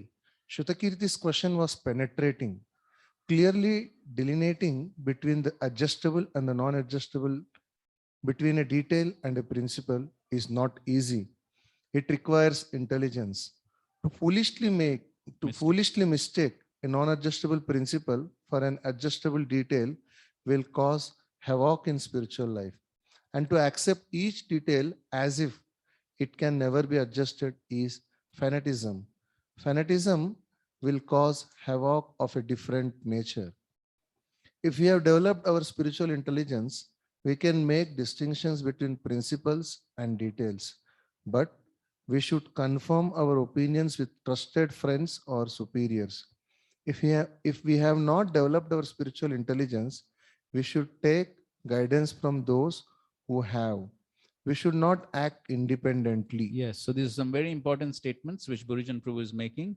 So if we change a principle which is non-adjustable, there's going to be havoc. So just like accepting a bona fide spiritual master and taking initiation is a principle which Rupa Goswami has given, but some have adjusted that and caused some havoc. And so similarly, to accept each detail as if it can never be adjusted is fanaticism. Like Srila Prabhupada himself, as we saw the example, Prabhupada himself made so many adjustments for preaching to increase. So for the sake of preaching, then some adjustments can be made. Otherwise, that will be another type of fanaticism. Then preaching will not expand if those adjustments are not made. So Srila Prabhupada made some adjustments according to time, place, circumstances. But the important point in either case, whenever any adjustment needs to be made, the important point is confirm our opinion with trusted friends or superiors.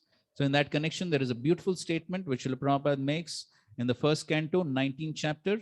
If I'm not mistaken, it is verse 35 purport, where we see that how Parikshit Maharaj, he already made his decision to fast, but he confirms that decision with all the assembled sages. And in that purport, Srila Prabhupada writes the statement, any decision, however important it may be, must always be confirmed with some authorities. That makes the matter perfect. Right? So even somebody as elevated as Parikshit Maharaj, he confirms his opinion with all the assembled great sages. So when we do that, then we are on the safe side. We should not act independently. So sometimes controversy is there, what can be adjusted, not adjusted, because some things are a little bit in the gray zone.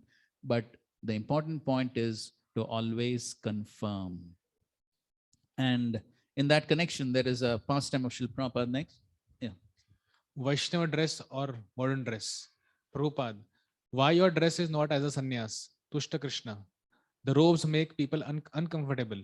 Prabhupada, they see you as different and can't relate. They won't relax enough to listen when I wear robes. Prabhupada.